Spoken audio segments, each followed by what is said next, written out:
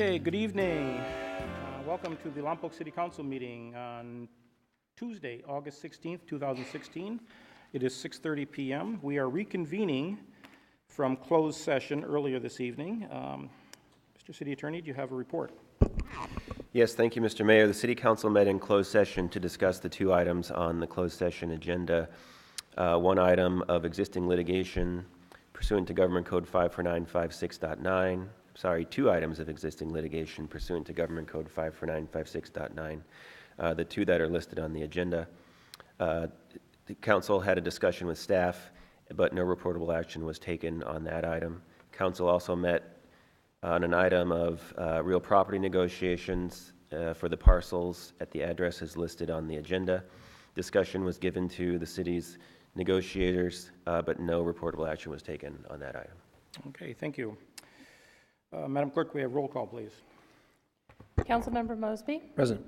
Councilmember Starbuck. Present. Councilmember Holmdahl. Here. Mayor Pro Tem Victor Vega. Here. Mayor Bob Lingle. Here. Please rise and join Chaplain Tony Durham in the invocation.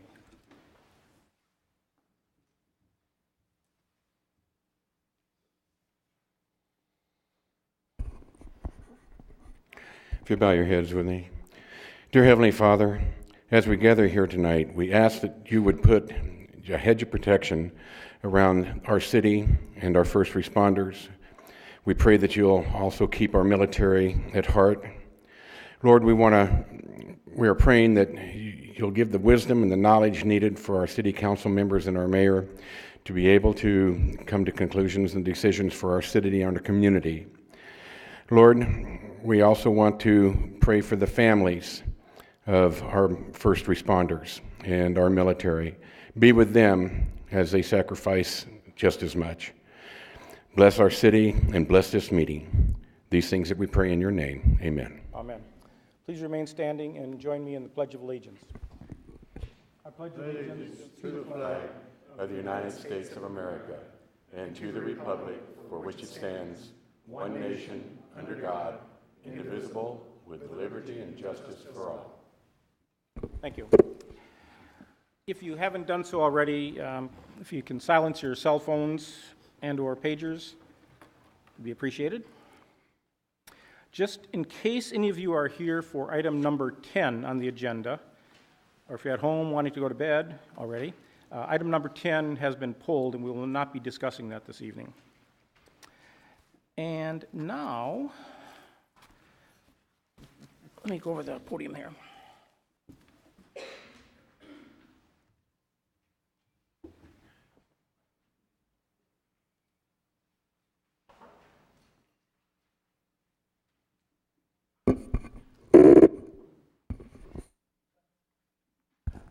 Okay, if I could have Ms. Lau come up and Marie Hall. Okay. It's my pleasure this evening, we are going to be doing a presentation, presenting a plaque to Ms. Margaret Lau. Ms. Margaret Lau was a member of our Economic Development Committee. She served for 4 years, from 2012 until 2016. She represented Allen Hancock College, representing higher education in the Lompoc area, and was able to provide EDC with information on job fairs, events, and updates from Allen Hancock College.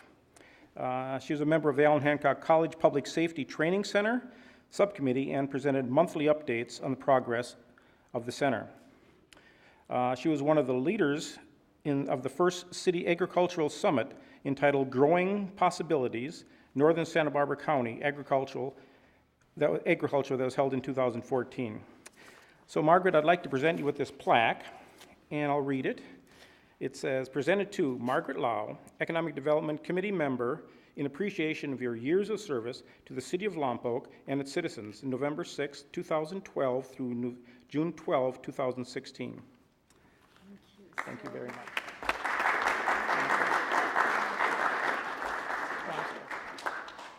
Come on over here and let them get a picture. Okay. Okay, come on over here.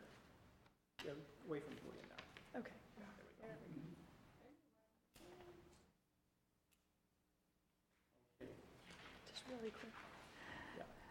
Just really quick, Margaret, it's been a pleasure working with you on the EDC for the past few years and becoming friends. We're going to miss your contributions to the committee, but we wish you well in your new position. So thank you so much for your time and your presence on the EDC.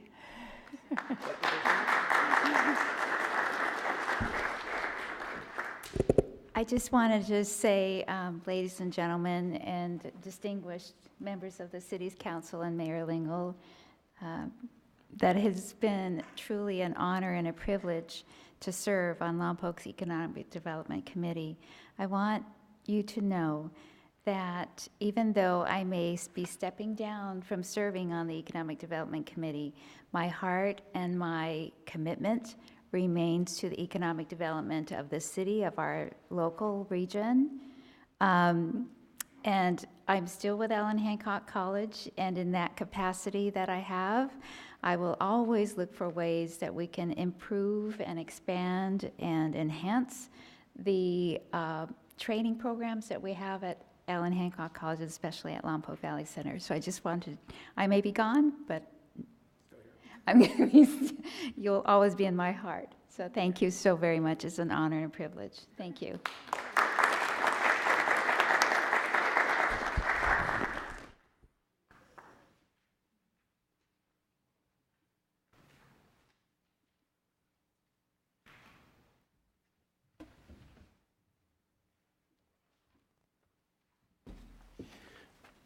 It's always a pleasure giving letters or certificates of recognition or plaques to members that have served our community. And just a little commercial right now, we have openings on several of the committees in the city, so if anyone is interested in doing some service, please check with city clerks or City Hall, and you can find out which committees have openings right now, but I think we have several. Okay, city manager's report. Thank you, Mayor. I just wanted a quick word of reminder to citizens out there. We've been receiving reports recently that scamming activity is up again, where people will either by telephone or email or some other sort of contact try to, identify themselves as some sort of official from a private company or an agency and ask you for information about, telling you they're from the IRS, they need your social security number verified or whatever else, and just assuring people that those are scams and don't fall for them and don't give out your private information. No organization's going to ask for that. No legitimate organization is going to ask for that information up front without, they just wouldn't do it in that manner. And that goes for the city of Lompoc as well. We've heard those reports of scams at times that extend over to utility billing issues and the like, and telling people they have to immediately show up with cash and to meet somebody at a parking lot somewhere. It's not how we do business, so please be on guard and be wary. And those sorts of things are going on quite a bit these days, so take care and beware. Thanks. Okay, thank you. And now we'll have public comment on the consent calendar. This is your opportunity to speak to us for up to 3 minutes on any item on the consent calendar. Seeing no one rise, we're going to close public comment. We'll bring it back to the council. The consent calendar is, on the consent calendar, items that are listed there, and they are generally of the substance where they will be passed with one motion by a council member unless a council member chooses to pull an item. Are there any items that a council member wishes to? Councilmember Mosby. I just have some relatively simple questions for items 3, 4, and 5, and it maybe could be handled without polling. Go ahead. Okay, with item number 3, I was wondering how we missed off the budget, and it seems like we're going back 1 year to catch up on something. Is this, somebody explain to me how it, because we're going to be paying retroactively, it seems like, and it didn't run through the budget. Hi, I'm Laura Candy. I'm the administrative analyst, and I'd like to answer that. The county actually, at some point, didn't actually renew the contract with us, and it was their error. They have admitted that, and so they've already provided services for us. So that's why it's for 2015. Okay. Thank you. Mm-hmm. Then question on 4 and 5, it has to do with the asphalt, the paving. And we do have a match fund, and I guess if we don't get the grant funds, then it's, I guess, out of the reserve account, and I didn't see, I might have missed it, how much they had in their reserve account. Do they have enough to cover all that? I'm going to have to defer to Brad Wilkie, the financial manager, but it's my understanding we do have enough cash on hand to cover if we do not get the state matching grant. If we don't get the federal grant, then we wouldn't do the project at all.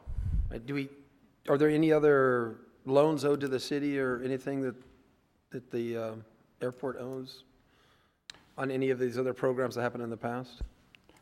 The only loans we have for the airport are for property acquisition, so there's no loans out there for grant funding. And to speak to the last point, the cash reserves grew in 2015 by about $40,000, and I anticipate, looking at the operational costs, that the cash will probably go up about $45,000 a year for things like this. So It's just been talk and concern as we progress through that we're running a tight budget at the airport. That's why my concern was how much we had in there. Are there any, so the outstanding loans, I know it's off a little track a little bit, but it's again about the money in the reserves. Can the reserves be used to pay for some of the land acquisition loans? they can, but the operational income that's coming in is paying those off. The debt service on an annual basis, about $35,000. That's included in what I analyze. So we're paying them off as the terms come due. Okay, thank you. That's it. Okay, any other questions? Then I'll ask for a move for a recommendation. I'll move the consent calendar items through 1 through 6. Okay, and do I have a second? I'll second. Okay, it's been moved and seconded. Any discussion? Let's vote. And that passes 5-0. Thank you. Okay, we're going to move on to staff presentations. The first presentation is Planning Manager Lucille Breeze will give us an update on the proposed motorsports project.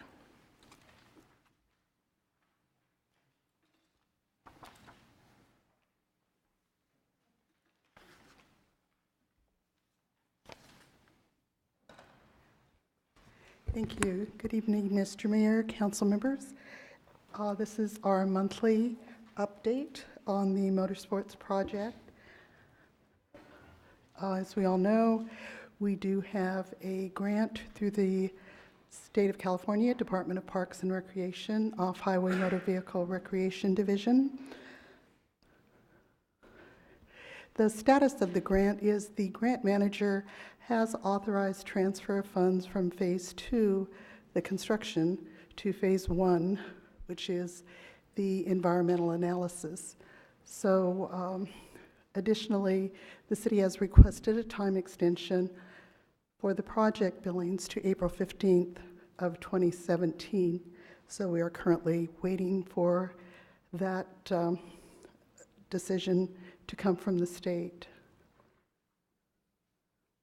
The MOU, originally signed in March of 2014, we've had 3 amendments. The 3rd amendment was just recently signed August the 2nd.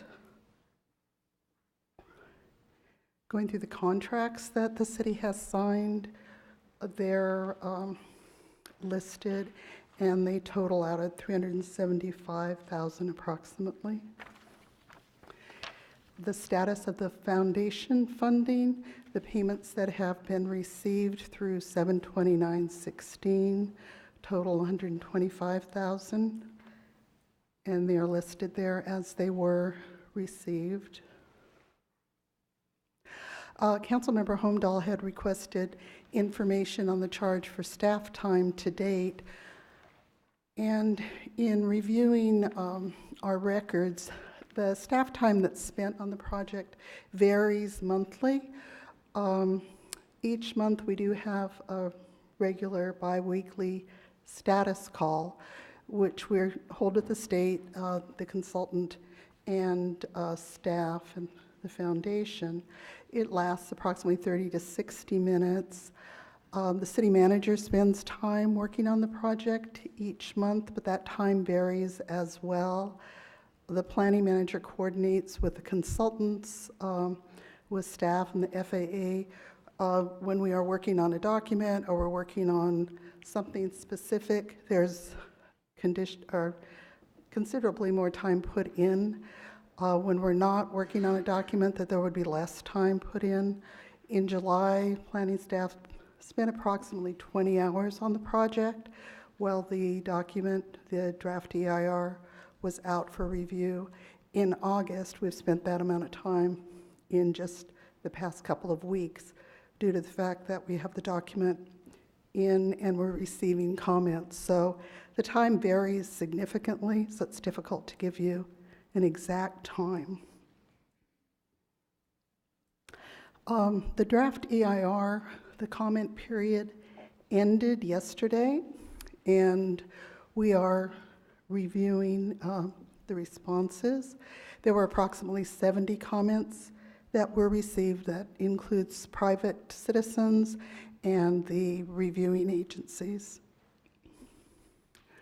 The NEPA and the airport layout plan, AECom is our contract consultant who's working on the airport layout plan, and they report that they are making progress on the actual document. The FAA has advised staff that they will not begin consultation with the State Historic Preservation Office or the U.S. Department of Fish and Wildlife until a landing area has been agreed to by the skydive operator that meets the FAA guidelines. Meridian is also preparing an administrative draft of the environmental assessment.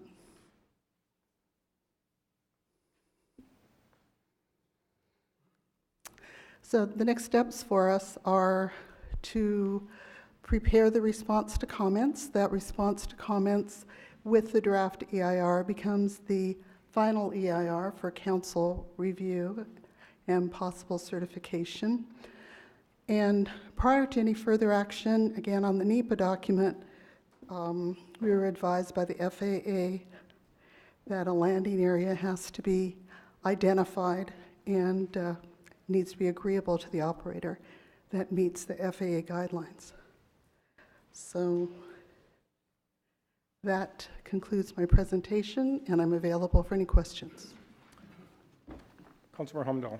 Yeah, question just to follow up on the skydive. If the racetrack wasn't going in, that wouldn't have happened, right? We were would not never be- told that we had to do that prior to this operation, so that just cost us more time and money because we didn't know it was coming. Something else with the skydive people had to worry about.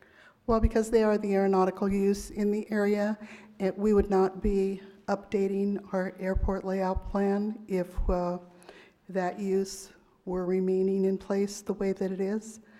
We would not have to go through this process with the FAA at this point.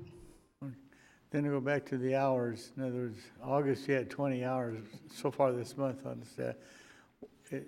Do we have the staff to be able to do that, plus all the major projects people are wanting to come and get developed?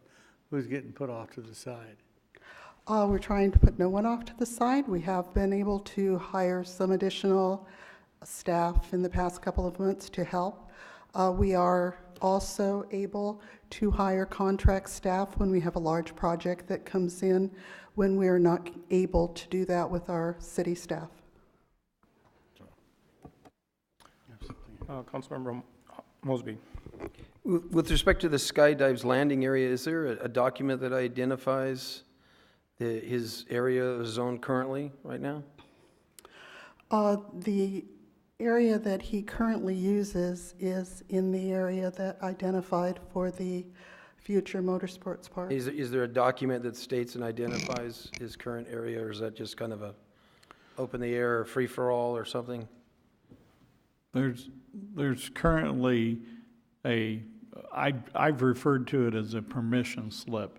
So there is a simple one-page, like 1 or 2 sentence document that provides him a landing area, I think it generally defines it and as being the lower shelf.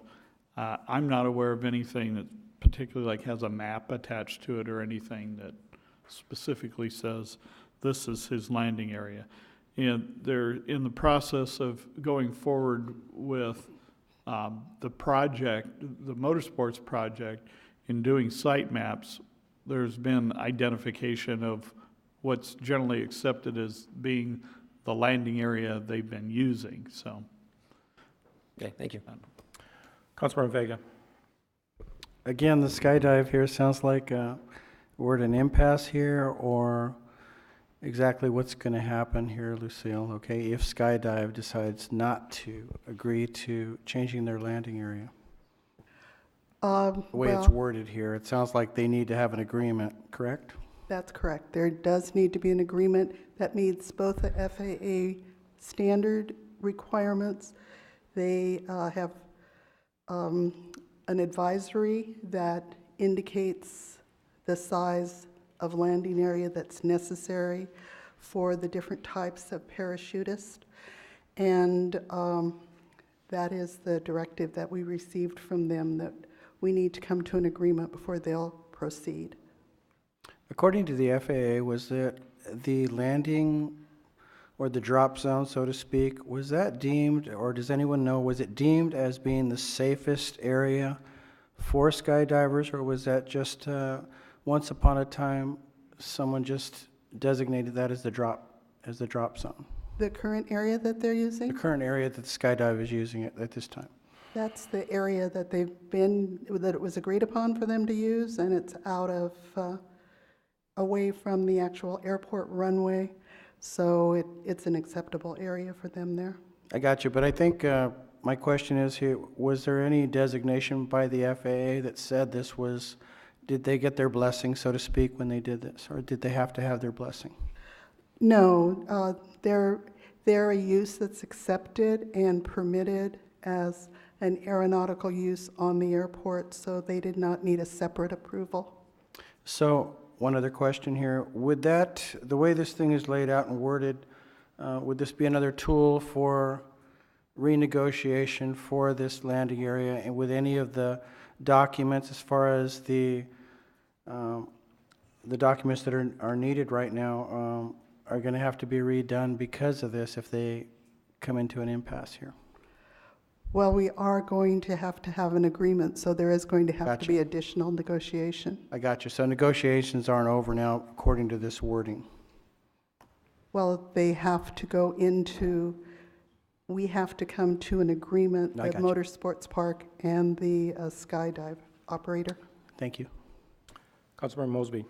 Originally, there used to be a flag in the riverbed, and they used to drop in the riverbed. Is there a reason why they don't do that anymore? I'm not aware. Yeah, used to be an orange flag out in the riverbed, and no. Sorry. Councilmember Humdahl. Oh, I'm sorry. Well, I'm trying to get Mr. Mosby his answer. I don't know if Mr. Mandibles happens. You'll have to come forward.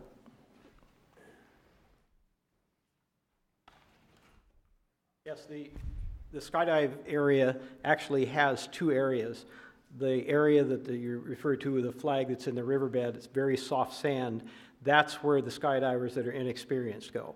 They're not allowed to land in the area they're at now because it's just not big enough to compensate for students that are kind of all over the place.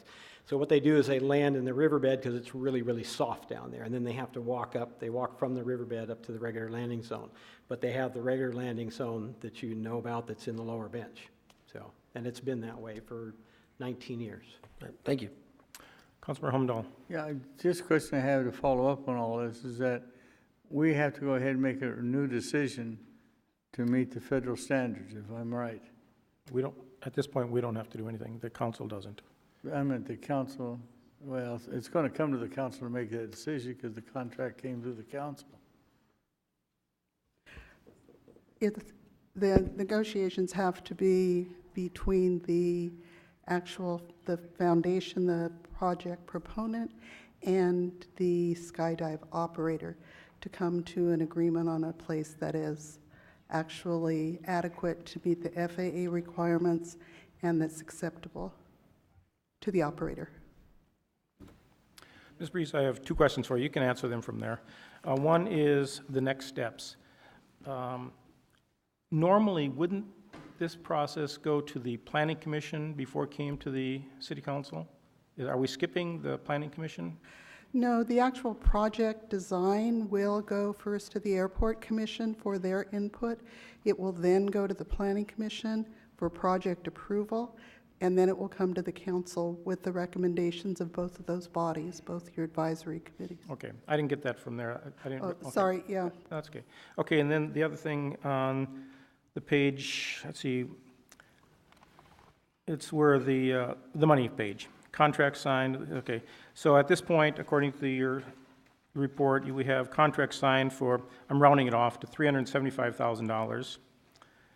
The status of the foundation funding so far is $125,000. The $250,000, where is that right now? Is that money coming from the grant? Is that money coming from the foundation? Is it coming from both? What's the status of the difference between the $250,000? I'll answer that. It's a combination of both.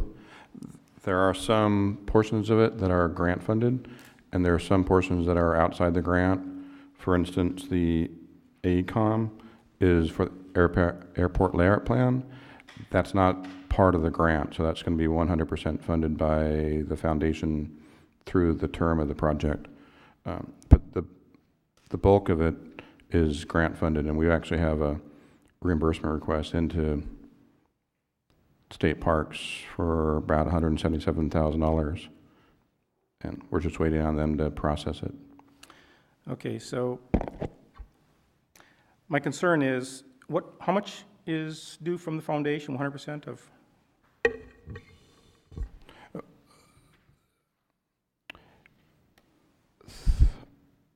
I can probably answer that better at a future meeting. Okay, well. The reason I say that is there's several components, some of which is the 26% match, and some of it is 100% on the foundation, and they're a mixture of the two. So the 125,000 is their share of what the grant requirement for the match is, plus a little bit extra for some of the 100% contributions that are required for the airport layout plan and some of the components of the NEPA and CEQA. Okay, the reason I'm asking that is recently we received the report saying that the foundation was completely paid up. And even though I believe and there's different ways of putting it, loaning the money, putting the money forward, but at this point, we have put forward the money for that? We've issued a PO? We've issued I'll give the airport layout plan as an example. The estimate, and I believe the contract is for $73,310. We haven't paid them at all yet. So that we have a PO for it, but we have no current liability. That's going to be 100% paid for by the foundation, but I don't believe the MOU states that we need that money up front before we actually start paying AECOM for that work. Okay, so will that money come to the city from the foundation before they start the work? I've been gone for a couple of weeks, so I don't know what the MOU states on that particular item. Okay.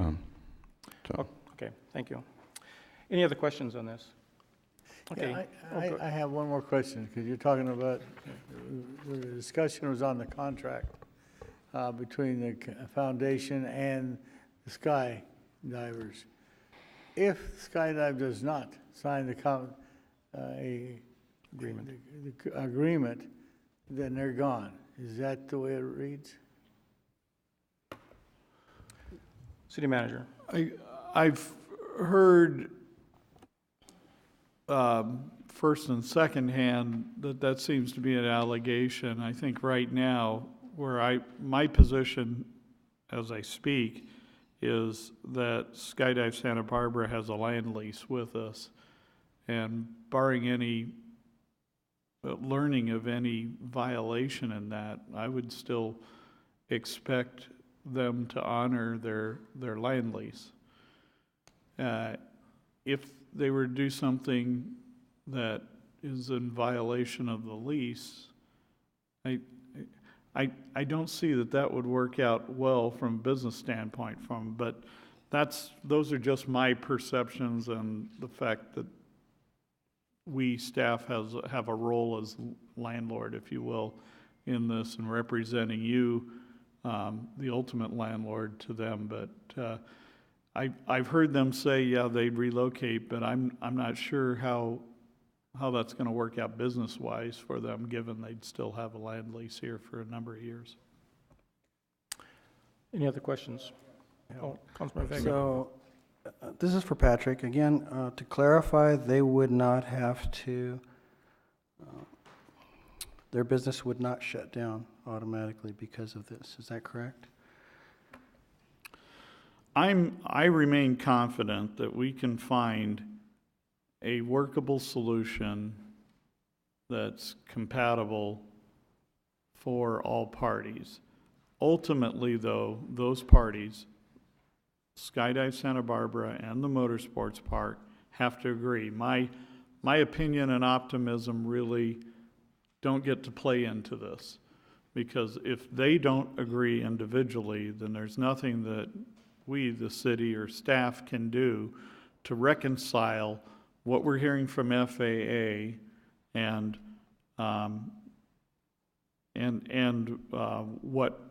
what we're seeing is the exchange between Motorsports Park and Skydive Santa Barbara. I think everybody's got skin in the game, obviously, and I think it's the good kind of skin. The Motorsports Park needs to be focused on having, that project needs to be focused on having an outcome that's suitable to all, because I'm not sure how we can proceed with the project if we don't get FAA approval, and we're only going to get that, it seems, if comes to an agreement. On the flip side, I think Skydive Santa Barbara has skin in the game because, as I said, they have a good operation. I believe it's a successful operation where they are now, and they have a land lease that they're committed to. So everybody has a stake in an outcome that's going to work for everyone. So far, we haven't been able to identify, though, what that solution is that is going to be agreeable to all parties. I remain optimistic, but my optimism isn't worth squat in this. I got you, Patrick. Either you or Lucille. I guess my question is leaning toward risk. Okay, at what point did FAA advise us that this was a contingency before their report could be moved forward? I mean, we have an MOU that's been signed. We have money at stake. It'd be nice to know at what point did we learn of FAA that it said that they need that approval before they can move forward. So, just a question. Well, we learned, and I've got the exact date written down, but it seems to me it was around 2 or 3 months ago, probably 3 months ago, that we learned from the FAA that there needed to be a change in the airport master plan, the airport layout plan, that would indicate the new operations of the motorsports park within the footprint of the airport property, as well as a change or a shifting in the location of components of Skydive Santa Barbara, like the landing area, and then ultimately any other operational impact as a result of either or both of those. So we heard that clearly. It's been a few months, but it's still relatively recently in the time frame of what we've been experiencing on Motorsports Park. That came along kind of late in the game, that the FAA conveyed that. They apparently had alluded to it in earlier emails going back as much as 4 years, but their time talking about it live and solidifying it to the city team came just a few months ago. It's even more recent than that, and I've now heard it on 3 different occasions from them, including as recently as today's discussion report with staff, that they've sort of intensified their position. Not only is it going to be important to have this modification of the airport master plan, but for that to get through successfully, they do expect that there's going to have to be this agreement, that there has to be satisfaction ultimately for that aviation activity, the skydive Santa Barbara operation, that they have to be that they're going to have to be satisfied, and as Ms. Breeze pointed out, meeting the FAA regulations, because they got specific with what the distances and landing areas needed to be, and that was all going to happen before they would give their blessing to the change in the documents. Did I capture that correctly? I think that this is really important to some of our decision-making here, because it does affect the at-risk funds that the city's expended. So being that the State Historic Preservation Office, U.S. Fish and Wildlife have to approve all this and agree to this, does it place the city funds more at risk because of what we know now and what's printed here, as far as time frame wise? The work that the FAA is doing as the lead agency on the NEPA document is on a separate course than what the city is doing on the CEQA document, and our grant specifically identifies the certification of the CEQA document as the successful completion of phase 1. So they're two separate things. So the city's funds aren't at risk because of what's here, because you're saying there's two paths to the city regaining the funds that have been extended through the grant? That's correct. Okay, thank you. Anything else? Thank you, Ms. Breeze. Okay, oral communication. This is your opportunity to speak to us for up to 3 minutes on any item. Excuse me, Mayor. Oh, I'm sorry. We have one more staff presentation, okay. Water Superintendent, there's Gene, okay. He's going to give us an update on the water release from Cachuma Lake.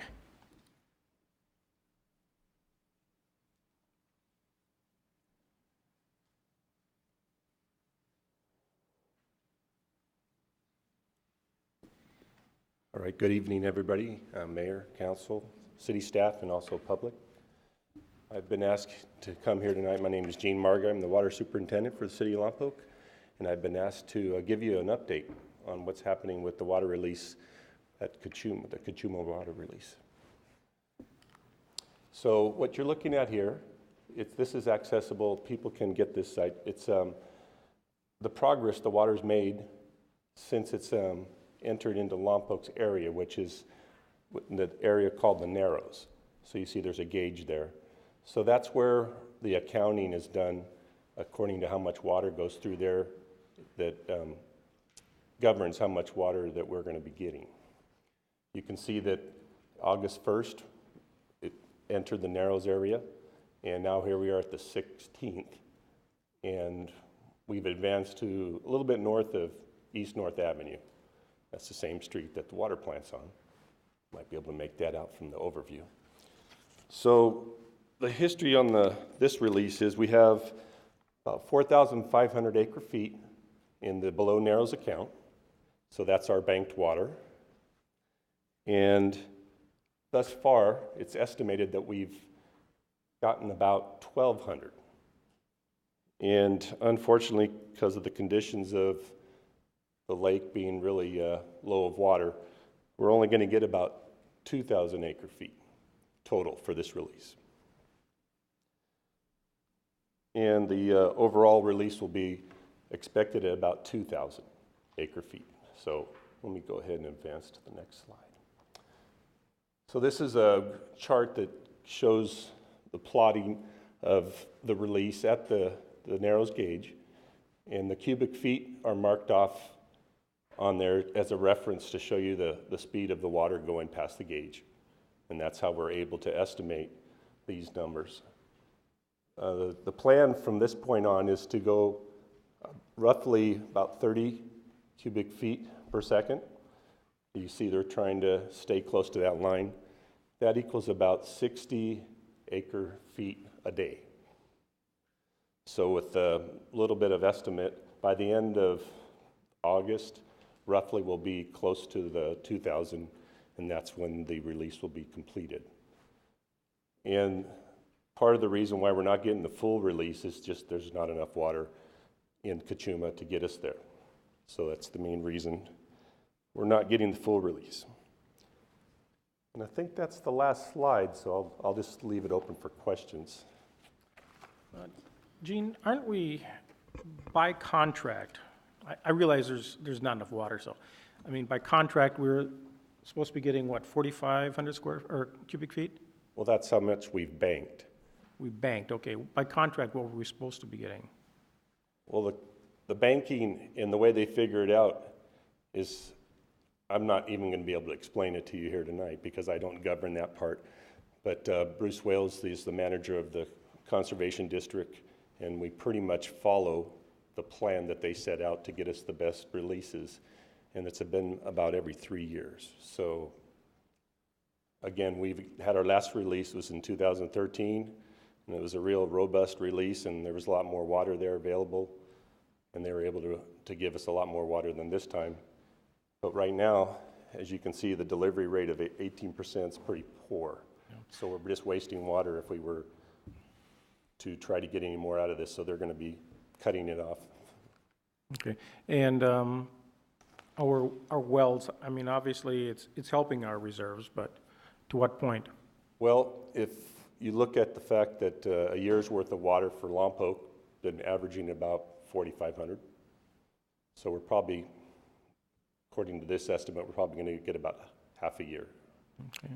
But the years prior to that, we got almost 3.5 years worth. So, you know, it's all relative of how much is available.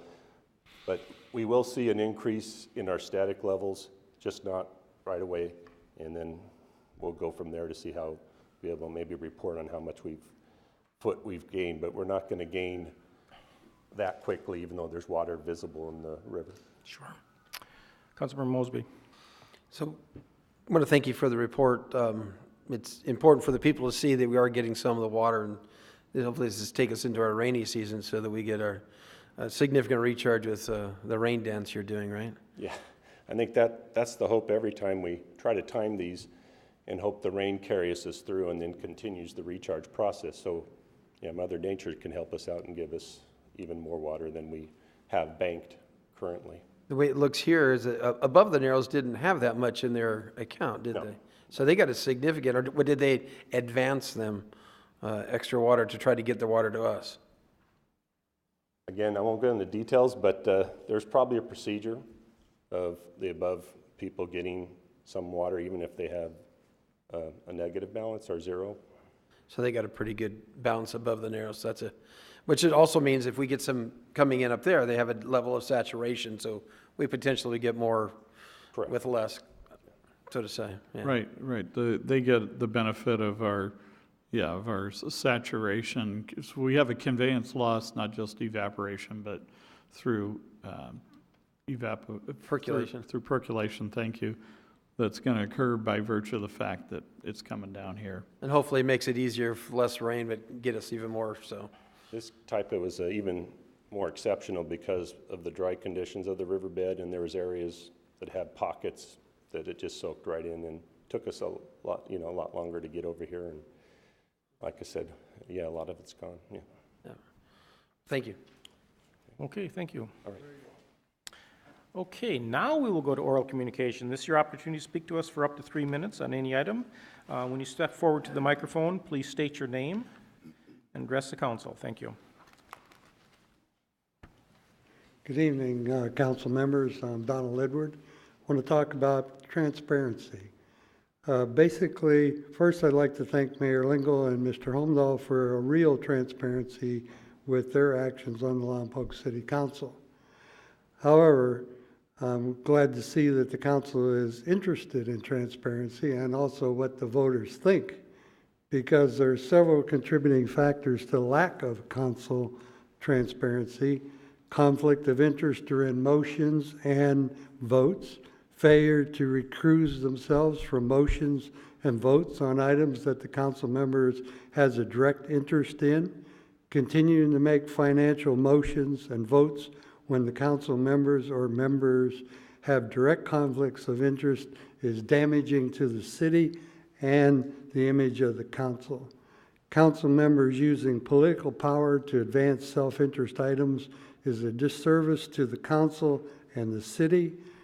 The revolving chairmanship of the Motorsports Park Committee contributes to a major source of council lack of transparency in motions and votes.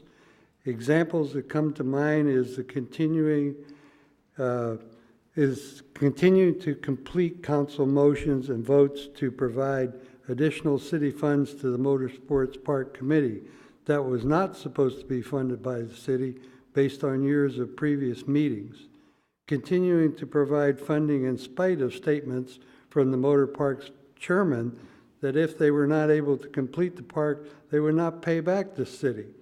Even actions by the Motorsports Park Committee in stopping payment on a $10,000 check to the city that they later restored does not seem to set off any alarm bells. The current line of funding to the Motorsports Park would have to be noted as a sweetheart deal by the City Council at best. If a non-insider member of the community came to the council for funds to finance their project, do you think they would receive a like sweetheart deal?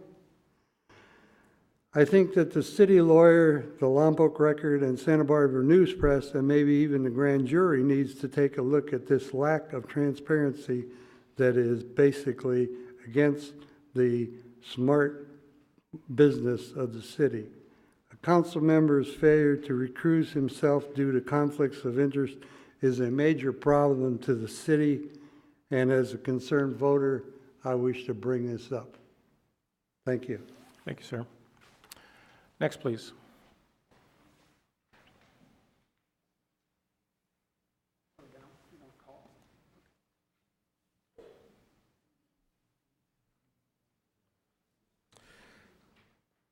Philip Gallanders, citizen. I handed out some questions that I had to everybody, so you can look at them at your leisure. I realize it's all about responding to the EIR, and I realize I'm a day late and $1 short right now. But hopefully these questions will be of value. There are three main questions regarding the EIR, all of which seem to come down to the EIR really not making accurate statements. They're working on estimates, they're working on guesses sometimes. For example, the nighttime light and glare. It starts by saying that the area has no ambient light now, no glare now, it's just bare ground. So when they have 15, 55-foot light towers, there's going to be a great deal of light. It's going to turn night into day on that track, and most of the races will be run at night. That will be an effect. It will have a great effect, I believe, on areas that the EIR ignored. For example, the Willows.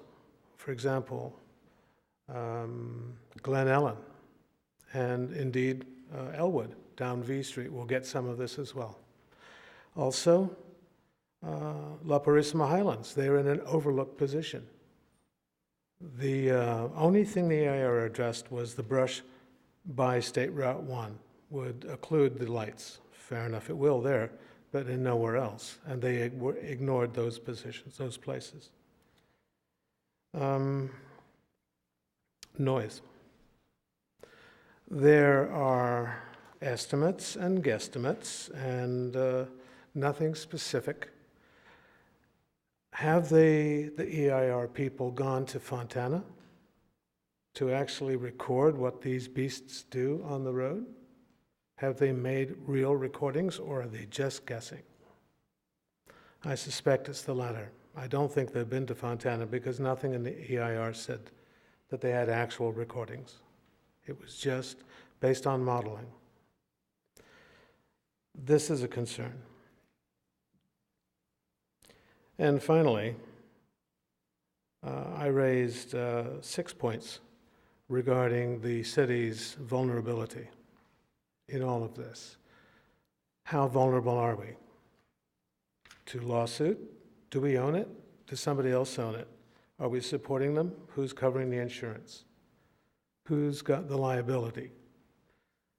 I guess the city has got the liability for the bike park now. And that's my time. Okay, thank you, sir. Thank you.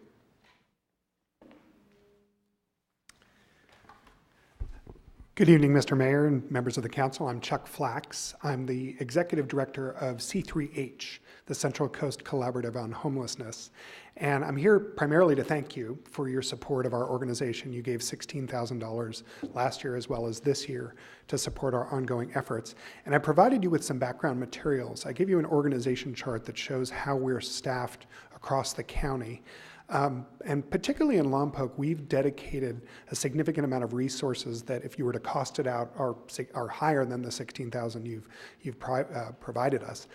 Jeff Schaefer spends a third of his time here. That alone is more than $16,000. In addition, we've hired very part-time, but we're hoping to bring him on board as an AmeriCorps volunteer or AmeriCorps member, a formerly homeless person who is running our coordinated outreach team. And they currently are case managing 5 chronically homeless community members of Lompoc. Of those 5, 2 have been housed as a result of our work, and the remaining 3 are receiving a host of case management services that will prepare them to be housed eventually. Something I want to make real clear about C3H's strategy is that we operate with 3 primary objectives. Housing first, for people where we can find the housing and we can put them in housing with the proper supportive services. And we partner with Transitions Mental Health on those sorts of efforts. Housing ready, which means taking advantage of existing shelter space and supporting those shelters with case management and helping people get on the path to housing. And then reunification. National research shows that about a quarter of people who are homeless, even longtime residents of Lompoc, often can find a place to go with family, with friends, or with an employer. And part of our work is to seek out those opportunities and bring people together and get them off the streets. So we're not wedded to one specific strategy, and in fact, we're really about partnering with all the different organizations. Another piece of paper I gave you is a proposal that we're going to move forward with about doing care and referral centers that will support our coordinated outreach teams. And essentially that is using existing service providers and partnering with a whole host of service agencies listed on the back to have regular contact with homeless people. And finally, I gave you a long list of measures. My plan is on certainly a bi-monthly basis to come and present to you what we've been up to. But I'm also going to start to have some hard data that we're using to collect a whole host of things, from like how many contacts we've had with people, how many people have filled out the VI SPDAT assessment, how many people are actually housed. So you'll see as we go forward, I'll have a more formal presentation for you on an ongoing basis. And again, thank you, and I look forward to the partnership moving forward. Thank you, sir. Next, please. Mr. Mayor, City Council, I wanted to actually direct my question to you, Victor, because I noticed that you were asking about the contingencies and whether or not you felt that you were satisfied that it didn't imperil this project. How do you feel about it now?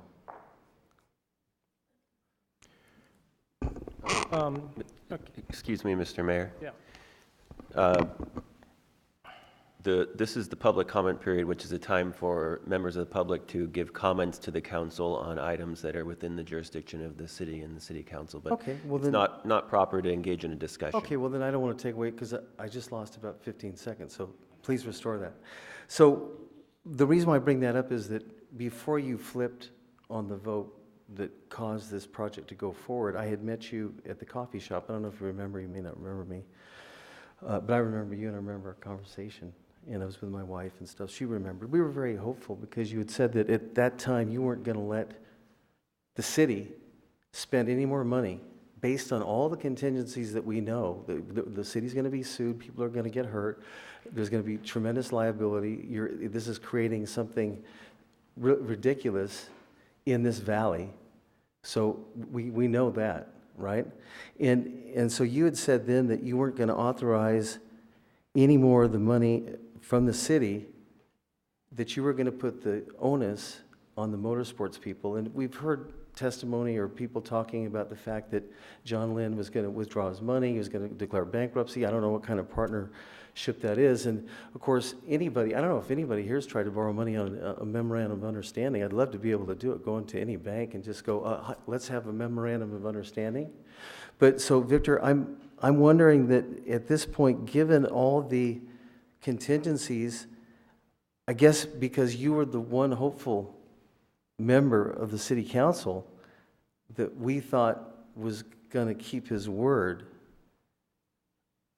I'm sort of interested as to why you didn't do that. I mean, I don't know. I know you had some business dealings with Mr. Mosby. I don't know what those relationships are, if you may be indebted to him, or I just don't understand what would have compelled you to change your mind when you were very clear in your commitment to do the right thing. So that's my question. I really don't have any other question other than I think you guys need to rethink this motorsports thing in such a beautiful place, because it'd be so much easier to build very high quality soccer fields, and all the people from up north that are in 108-degree heat and all the kids that are in soccer clubs would come here, and all we would hear is whistles and cheers, and they'd spend their money, and they'd probably spend a hell of a lot more money than what's going to happen. It's not going, your project, I would bet against it, but if it did happen, it's a filthy project for this place. So that's it. Thank you, sir. Yep. Next, please.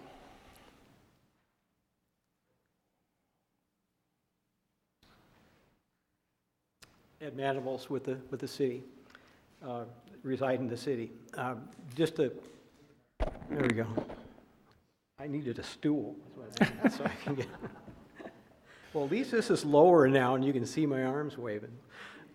Just a technical point back to the Motorsports Park project and the EIR.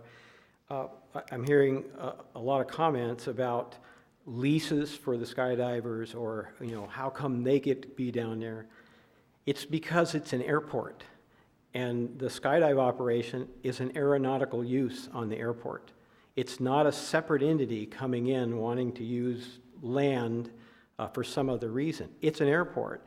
It wouldn't be any difference if somebody said, well, I saw a red airplane land the other day. Does he have a lease to land here? No. It's a public airport for aviation use, and that's why I think that's the FAA's point of view is it's an airport, and so they're not going to require specific use leases on airport land. To a skydiver, that's just like a runway is to a fixed-wing pilot.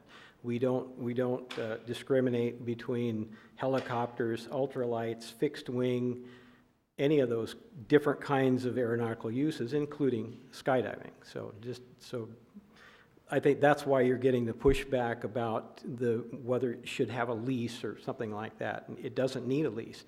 It's aeronautical use on airport property. So, okay, thank you. Mr. Mandels, real quick, you mentioned ultralights. Do we have ultralights landing at our airport? Yes, we do. We do, okay. Yeah, it used to be a lot more. Because of our winds, it's not a real popular thing because the wind can get them. But there's 2 or 3 based here, and they're kind of called ultralights. They're really halfway ultralights to experimentals because of their weight. So, sure. But yes, they do. Okay, thank you. Thank you. I have a question for him, if Sure. you could, real fast. Mr. Mandels. Do we have the ultralights landing on non-designated areas, or? No, they land Strictly on the on the- runway. Use the runway just like a fixed wing does.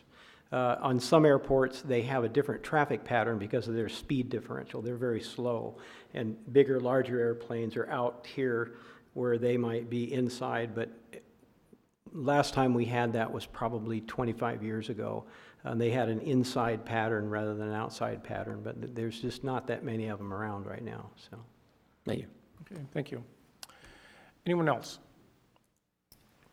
Okay, seeing no one rise, we're going to close oral communication. Bring it back to the council. We have council request. Item number 7 is a council direction to expand council and commission meeting written staff reports retention in the lobby of City Hall. And let's see, this was kind of by Councilmember Mosby, and City Manager is going to take that one. Thank you, Mayor, council members, and colleagues. Patrick Weimiller.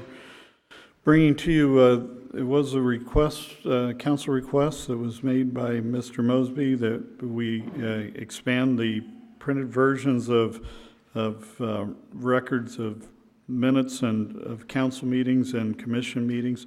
We currently have been preserve about 3 months worth in the lobby. The request is to expand it to 12 months.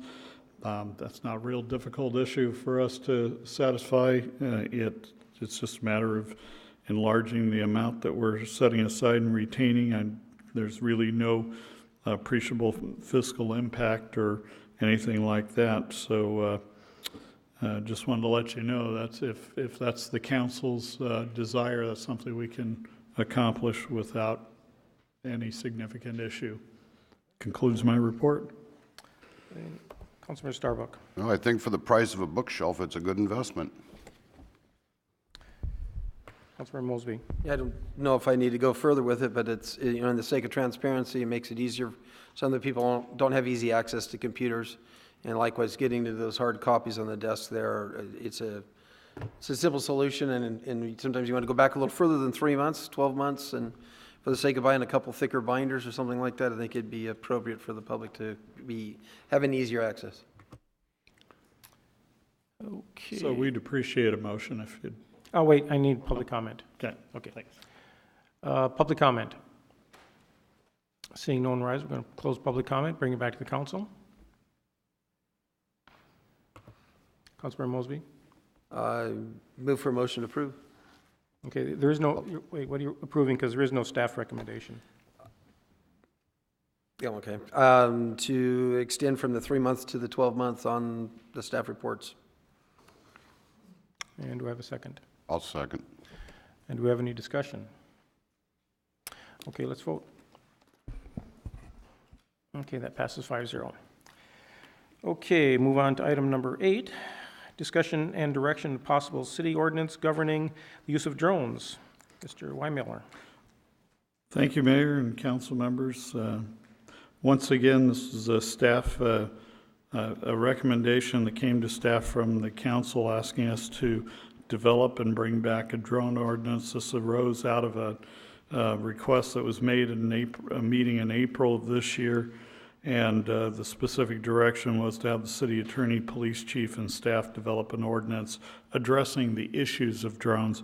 At that point, we had an issue involving, I believe, only in that case one operator of a drone, and complaint that had arisen from another resident who was concerned over what they felt were violations of their privacy, that the use of and operation of the drone was for the intention of invading their privacy, and that's what was the springboard for the discussion. As you can read, there has been actually a pretty comprehensive introduction of a bill, Senate Bill 868, that was introduced by Senator Jackson to regulate to enact at the state legislature level the FAA existing and expand on existing regulations by the FAA. In essence, the bill is seeking to bring local and state control to those issues. The FAA does currently have some regulations. They really don't enforce much. They give more of a guideline advisory to how those things are used, but there's not a lot of enforcement that follows up with that. So we did spend some time, the city attorney and with the police chief's input and his concerns over issues. ultimately, there was a draft ordinance that's been developed and it's presented as an attachment to the report. And we're just looking for you, for your input and guidance on it from here and where you'd like to go with it. Any questions for Mr. Wymiller? Councilor Holmdahl. And somewhere in one of the documents, there's also a state ordinance that's been going Yeah. through the process. And the Senate, I think, was it Senate? Right. Senate down? Where that stands right now, Senate Bill 868 is made its way through and successfully passed on the state Senate side, went over to the Assembly side, got hung up in committee, hasn't progressed from there, but it's under calendared for reconsideration at this point. Not sure exactly which direction it's going. Just this afternoon, I received an advisory email from the League of California Cities that there may be another piece of legislation that's being introduced in the late hours. This is the time of year, a lot of late hour introductions of bills and counter bills, and this would be a counter bill to that bill that would regulate drones that is seeking to pull away from the local control aspects. And so all of that is activity that's kind of currently stirring and underway at the state legislature. Yeah, my thought with your comments also, it isn't probably the right time to go ahead and put an ordinance in until we find out what the state says and others do and what it's going to cost us. I know I'm real pleased to see what's been going on in the city itself with the police officers out there working in the communities and such as that. And so I just hate to put an extra weight of time on them with this, even though it is got some bad faces. Councilmember Mosby. On section 9-56-030B1, it references an airport air traffic control tower. Do we have such an item at our airport? No. Not to operate within 5 miles of an airport without prior express authorization of the airport air traffic control tower. We currently don't have an operating air traffic control tower. So what would we do about somebody? So technically, I guess nobody could operate within 5 miles of an airport. We don't have anybody that could call and say, hey, can I get permission? So I mean, 5 miles, that would preclude anybody from operating in the city of Lompoc, I would pretty much say. I believe what the state law that's being proposed on this particular item says is no operation within 5 miles of an airport without the prior express authorization of the airport operator or manager. That's what state law says. If you're saying that the city does not have a airport operation or operator or manager who is available to be called and receive notice from, then we would need to amend that in some way. And just to clarify, we do have an airport manager. Okay. We do not have an air traffic control tower, and that's, I think, the issue that Mr. Mosby Yeah, as it says here, air traffic control towers is what it says. So we would need to change that to say manager then.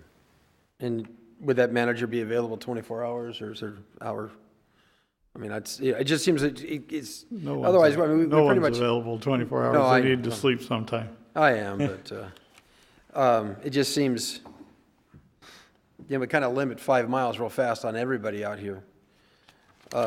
The other question I had was... Well, and by the way, I believe that's adapted from some FAA guidelines that do use the 5 mile rule. Okay. 5 miles of Lompoc goes a long way. Yeah. Let's see. So we have, the other one was 9-56.040 exemptions.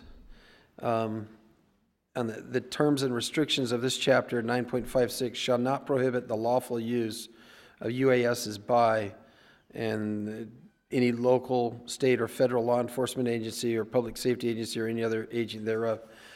Lawful use, I mean, pretty much everybody had to be able to be using it lawfully. It's kind of, I mean... Well, what they're merely saying is this is an exception. The application of this is going to exclude, like, for instance, public service agencies. The base, for instance, uses as It's part of their, they operate drones as part of their operations. But their like security at the city of Lompoc, if we were using something, we couldn't, I mean, we'd have to obviously use it lawfully.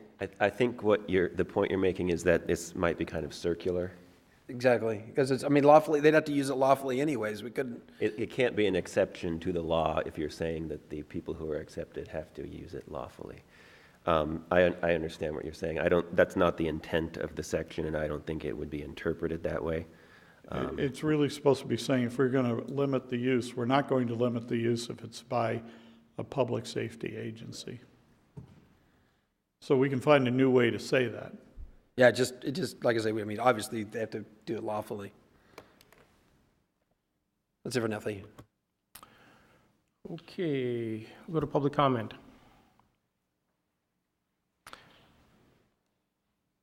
When you come forward, please state your name and address the council.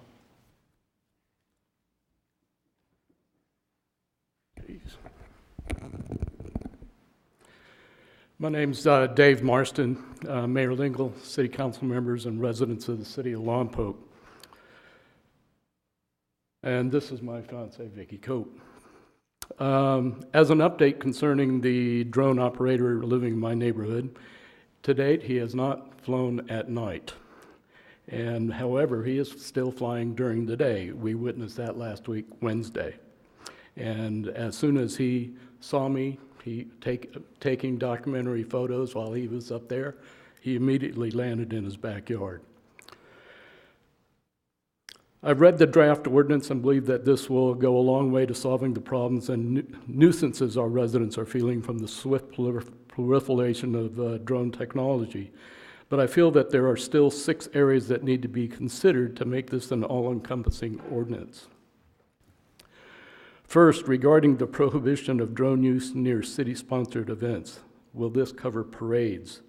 Vicki and I and others witnessed an individual flying a drone over the Flower Festival parade. Second, I want to acknowledge that the City of Lompoc does an outstanding job protecting the privacy of its residents. For example, when the entomologist wants to put a fly or moth trap in my backyard, they notify me first by attaching a letter to my door, outlining what they want to do and when. I can return the letter opting out or acknowledging my acceptance. So my point is, with regards to commercial drone use, for example, the drone use for real estate, house photos, and videos, I believe that any commercial company who uses drones above or around residential property should also be required to notify neighbors on all sides of the property being filmed. And depending on the altitude that the drone will be flying, it could encompass 2 or 3 neighbors around that particular property. Third, the last time I spoke, I mentioned the potential use by registered sex offenders in the city. Are we going to include the prohibition of drone use by these offenders in this ordinance or in other municipal code chapters? Since by their conviction they cannot own or use firearms, they can or should not use drones. Fourth, in the area of enforcement, there should be some language in regards to initial or possible confiscation of property to ensure that no photos or videos are on the drone or cell phone direct view device to ensure that there's no potential violations of the Peeping Tom invasion and privacy law. It's hard to investigate or prove a Peeping Tom allegation without confiscating the equipment and reviewing what was recorded. This is a serious topic and one that proper language could go a long way to deter potential illegal and malicious drone use if the threat of confiscation is included. Okay, sir, you're going to have to wrap it up real quick. Sure. Fifth, the purpose and prohibition of drone use within 250 feet of all residential property lines. This would apply to school properties and parks and attempts to protect the owners around those properties. And last, I do not want to infringe on the many law-abiding model plane and helicopter enthusiasts and their ability to fly safely in school properties and parks. Okay. I want to thank you for the opportunity. Okay, thank you, sir. Next, please. Mayor Lingle, City Council, Joyce Howerton with State Senator Hannah Beth Jackson. I'm sorry to say that Senate Bill 868 did not pass out of the Assembly Privacy Committee today, so it looks like it'll be dead for this year. But the senator has indicated that she plans to bring it back for next year. And I have all the language for it. If you haven't looked at that and would like to, I can make that available to you. Thank you. Okay, thank you. Okay, anyone else?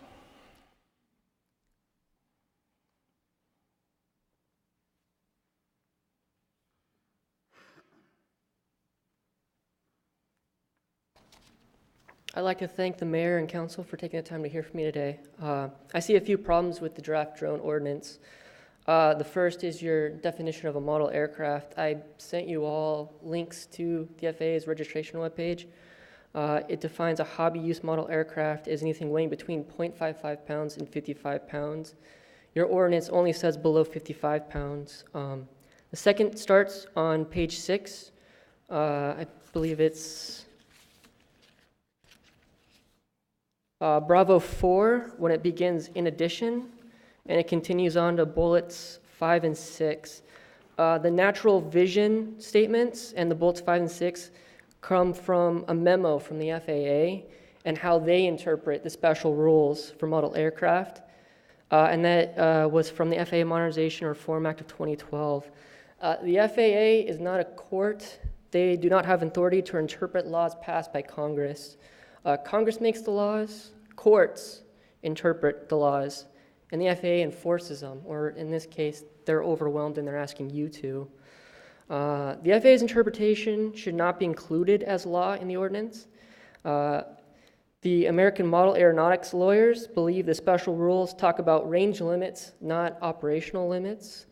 To back that up, the AMA has their AMA document number 550, which specifically states how they recommend you fly FPV, which if you're flying FPV, you have goggles over your face, you could not see your aircraft.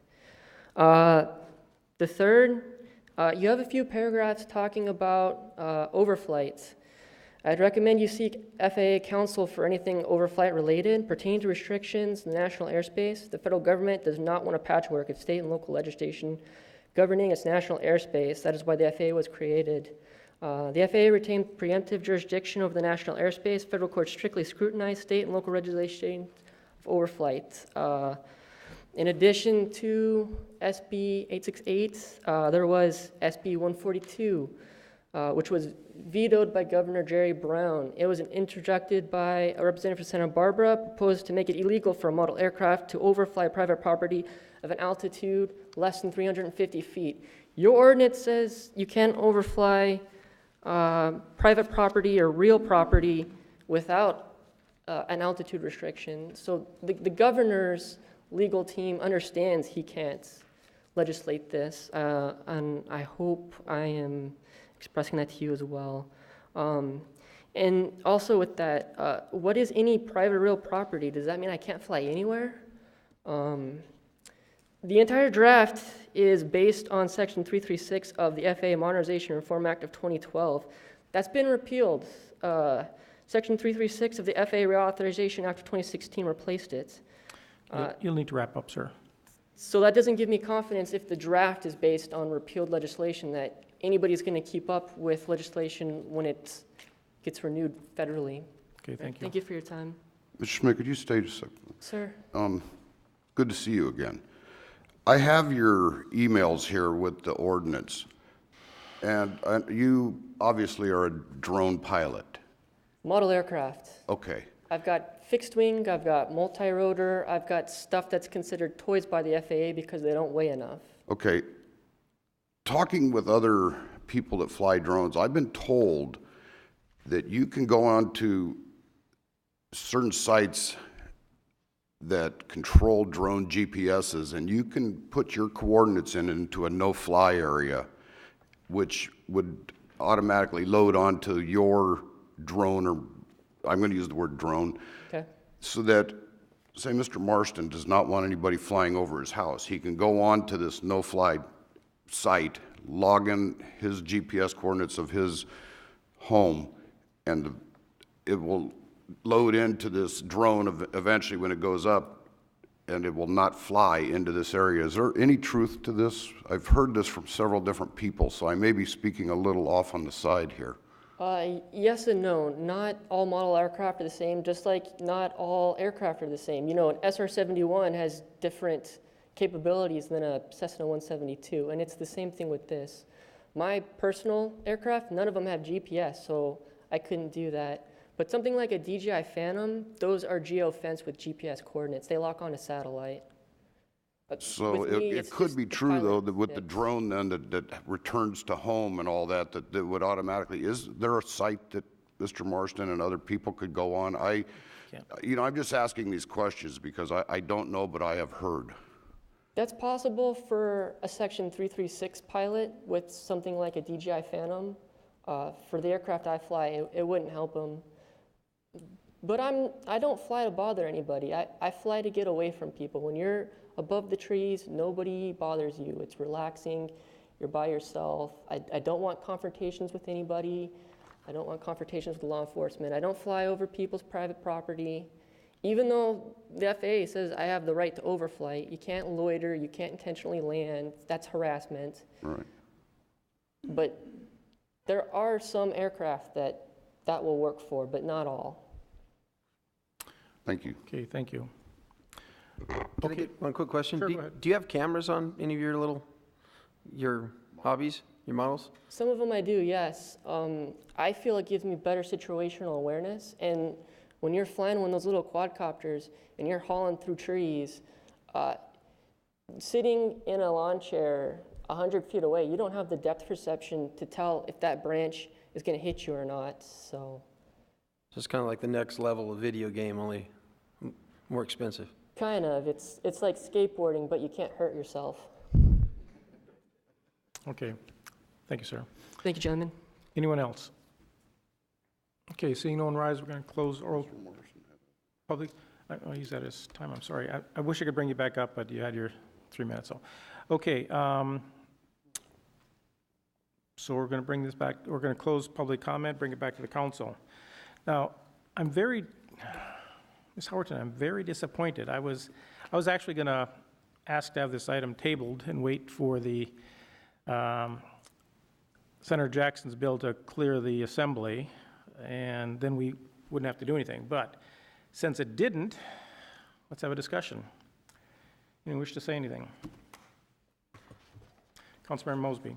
I have a couple of questions. The city manager is familiar with airplanes and such. Do we have any restrictions on low-flying airplanes with cameras? Well, yeah, you're required, a plane with or without a camera has minimum altitude restrictions that other than times they're at takeoff and landing, you're supposed to maintain at least 500 feet above the surface in a non-populated area and 1,000 feet in a populated area.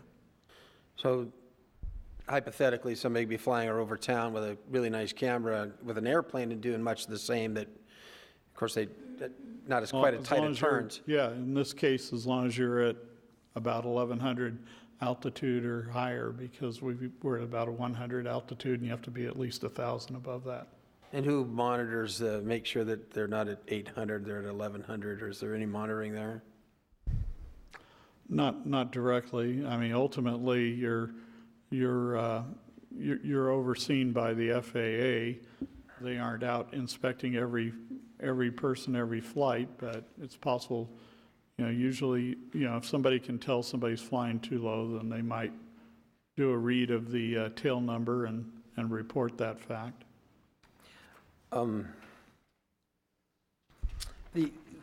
With enforcement of this, I know we're strapped pretty hard right now for enforcement of all the ordinances that are out there, and this seems like another item that would come to play, but isn't there already like a reckless endangerment that could be if somebody's in a position, or there's already invasion of privacy, there's already ordinances out there that already kind of regulate a bunch of this already? I mean... Well, I imagine there are. I think we're certainly, one of the terms that was used tonight is the proliferation of this type of aircraft and the advancement of the technology. I think what we're finding, not just in our community, obviously, but across the nation, is we're just dealing with new situations we haven't dealt with before. And yes, in some cases there is absolutely overlap. We understand, there's already things that prevent invasion of privacy, using technology to shoot into somebody's window to be able to see something in their home that they wouldn't otherwise be able to see with the naked eye. So yeah, in that case, yeah, there is already some laws that discuss that.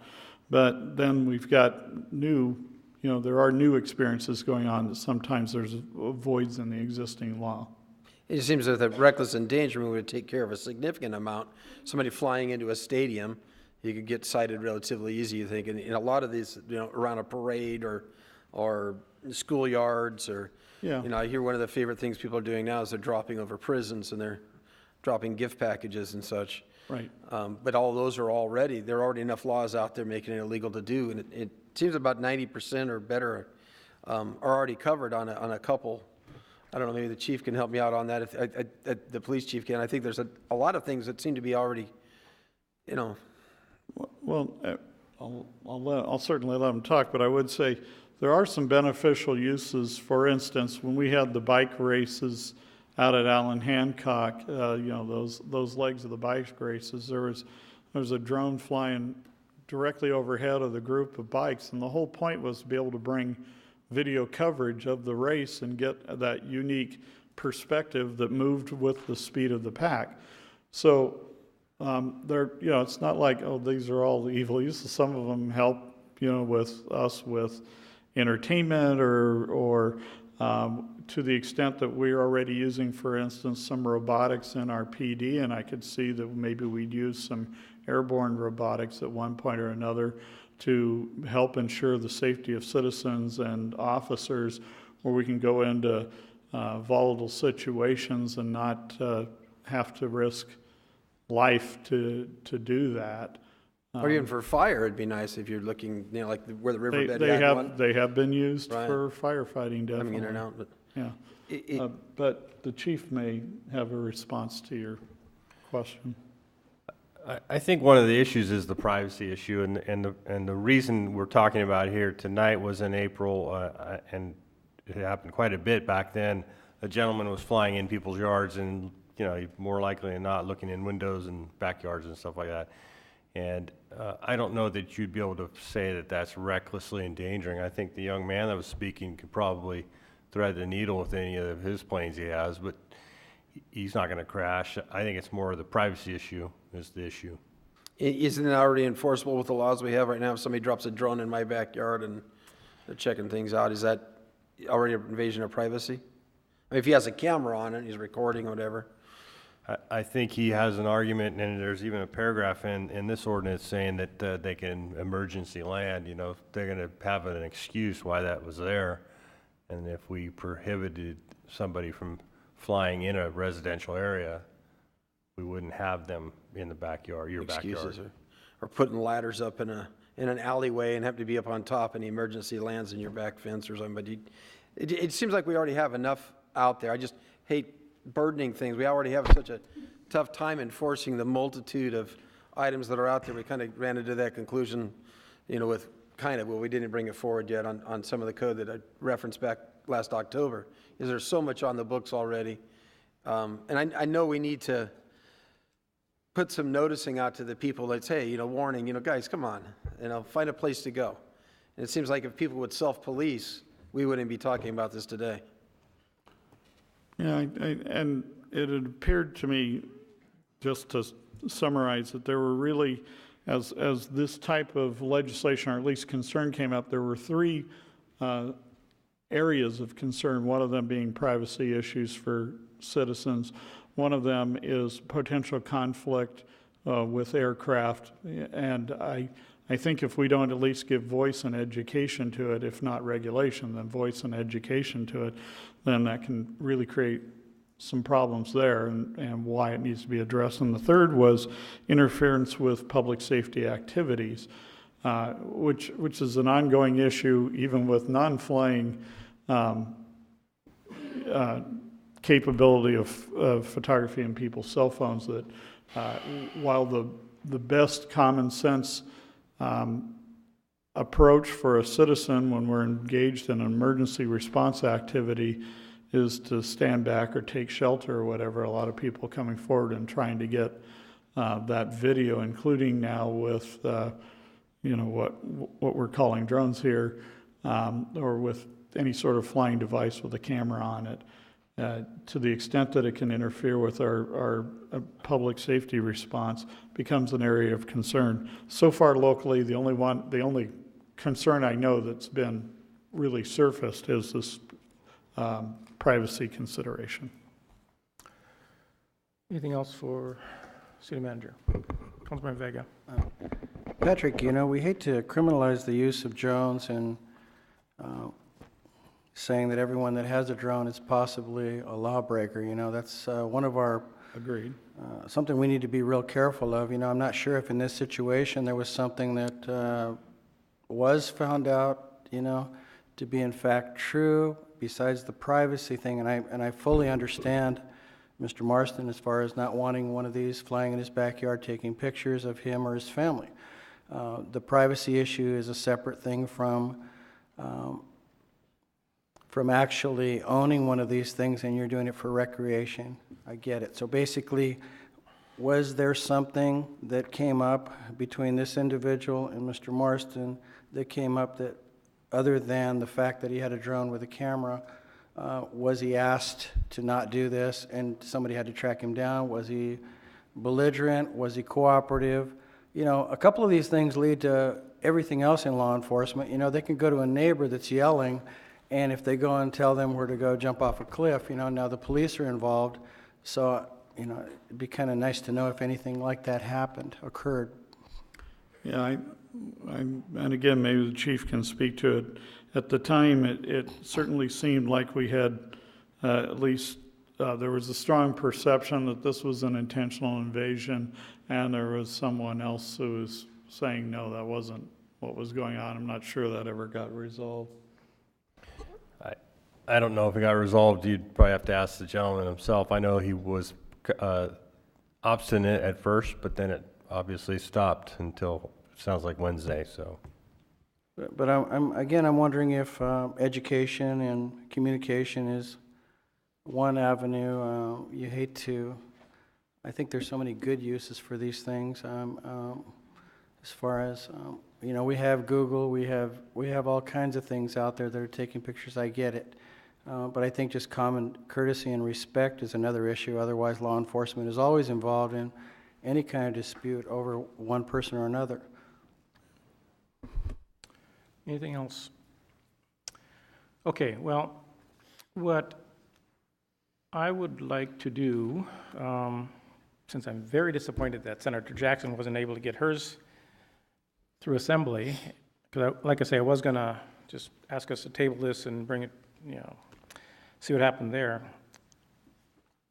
I'd like to suggest that we as a council direct staff, mainly our public information officer, to do an educational piece, get it out to the public on our website, educate the community, and let's start there, get some education out there. Because I agree with Councilmember Vega and Councilmember, actually all of us, that there's some good with these drones that we can see, but I also, Mr. Marston, I empathize with you or any other citizen that is having this happen to them. But let's start with trying to get some education out there and see if we can get it under control. And if that doesn't happen, maybe then we come back, or maybe the Senate bill will have passed by then, or maybe we come back with that at another point. But let's try some education with the community. So that will be my motion, to direct staff to go out with educational pieces, both on the our website, once we get our Facebook and tweets and everything else going, whatever else we're doing, to get some education out there for the community. And also, Mr. Marston, again, I empathize with you, but please keep our police department informed. If you feel like you're being violated, please give them a call, and I'm sure they will respond to you. But that's my motion. I would like us to... Before you made your motion, I turned my light on, and I wanted to offer another suggestion here also. Okay, well, let me withdraw my motion then. Thank you. I'd like us to maybe look at this ordinance, take it back to staff, the attorney. There's a couple of things here that I think we could do in the meantime rather than public education on an ordinance that's not in effect. One of them would be, I'd like to give my copies of Mr. Schmidt's emails, which only came to the council when I'm looking at the to list here, so staff or the attorney never saw any of these. And I think that, Mr. Schmidt, you put together some good points. They should be looked at. Speaking of points, I think that Mr. Marston brought up 6 of them. Maybe we should address these. And, you know, if they're usable in this ordinance, include them. If not, strike them out. But, you know, let's go ahead and develop it a little bit, and then when we have an ordinance in place would be the time that we should move into the education aspect of it. There's a better copy of his. Yeah, so I Better mean, copy, Mr. Schmitz. it's not that we would have to make a motion, but we could give a council direction at this point. We could use the concerned citizen. We have the, I'm going to call him the young Jedi drone expert here. You know, we have lots of information that we can use, and I think, you know, when we include staff in this and we use the public input, we could probably come up with a better ordinance, and then by that time maybe the state will catch up with FFA or FAA, I'm sorry, and we could go down that road instead. Okay, so is that your motion to send this back to staff? Well, if I need a motion, yes, that would be my motion, that we take the input from Mr. Marston and Mr. Schmidt and we kind of work it into the ordinance, and we kind of do the same thing again. At that point, we'll look at it, we re-review it, and maybe by then I'll be a little bit smarter about drones and aircraft, and Mr. Marston can talk to me about whatever he stood up about earlier as far as off-area flights, and I think there's a lot of information that we're not able to use that's out there that we're not able to use right now, so that would be my motion. Okay. Do I have a second? Yeah, I'll second it along with that. I think, as you're talking about, we need the reports back from the police department, what their concerns are, what they are, so they should be a major component because they're the ones going to be handling all. And so they've seen the problem, they already know some of the problems, they may have some ideas that can work, so that's what I'd like to see. Okay, so we have a motion and a second. Any discussion? Let's vote. Bless you. That passes 5-0. We'll give it to the city. Okay. You hand this down to Patrick. Okay, thank you, and thank you, Councilmember Starbuck. I think that probably will hopefully keep everyone at least happy for the time being, so thank you. Okay, we're going to move on to item number, item number 9, new business, introduction of ordinance number 1626, to suspend the water retrofit fee. And that is Mr. McGinty. Councilmember Starbuck. Yeah. I have to recuse myself from this item because I own property in the Old Town area. Okay. Ooh. Good evening, Mr. Mayor and council members. My name is Jasmine McGinty, Development Program Specialist in Economic Development. Okay, so I'm going to jump right in. So I am here to recommend the introduction of ordinance number 1626, parentheses 16, which would suspend the water retrofit fee. It would amend subsection 13.04.070E of the Lompoc Municipal Code as it relates to development project impact on water supply. And that would suspend the collection of the water retrofit fee and application of water offset measures in property zoned Old Town Commercial. So in response to the drought of 1990, City Council declared an emergency water shortage and adopted urgency ordinance number 1312, parentheses 90, placing prohibitions and restrictions on water usage in the city. Following that, the ordinance also required immediate use of 1.6 gallons per flush toilets and 1 gallon or less per flush urinals. So also in 1990, ordinance number 133490 established the water conservation program, now known as the Water Retrofit Program. This program was brought to the city to provide an alternative to a moratorium on development that would ensure new development would not impact the city's water resources. So that is now known as, it was the Lompoc Municipal Code Section 3306.1, but is now known as 13.04.070. Section E is what we're referring to here.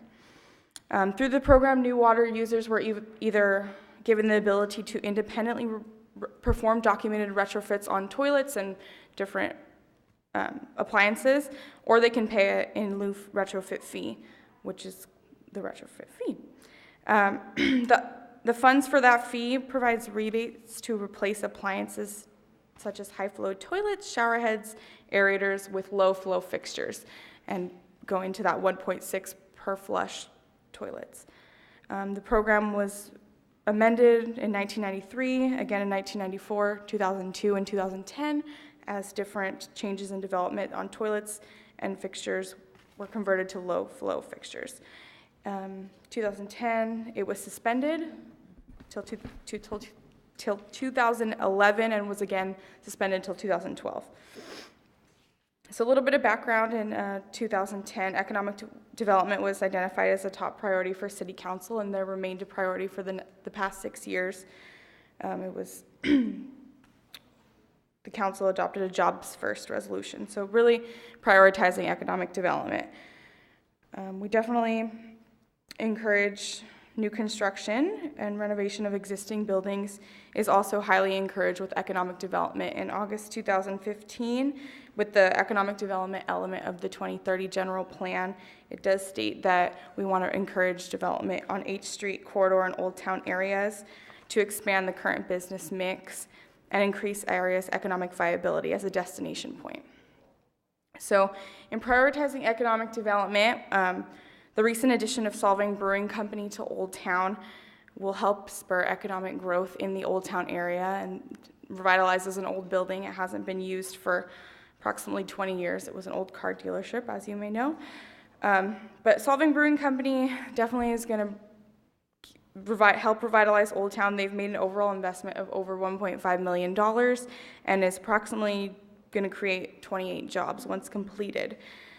The importance of this business adds to Old Town, helps revitalize it, but definitely it'll be the first microbrewery in Lompoc, so hopefully that'll impact further development. Let's see. So the way the water retrofit fee applies to Solving Brewery, because they have to offset the water usage of the old car dealership. So they must offset the difference between their projected water usage at the car dealership. Excuse me, sorry. So by being the first to renovate in Old Town, Mr. Renfro, the owner of Solving Brewing Company, is unintentionally being penalized because of significant difference in water usage. The water usage of a car dealership is a lot less than what a brewery is going to be using, because they're not only going to be, it's a restaurant, they're also going to be manufacturing beer. So it's going to take a lot of water. In October of 2015, Mr. Renfro provided the utility department of his projected water usage, and it was 1,235,520 gallons. That would be his projected water usage, and he based that off of what his solving location uses, and 357,000 of that approximately will be used for brewing beer. Therefore, his water retrofit fee was calculated to be approximately $9,306, based on the what he needs to offset.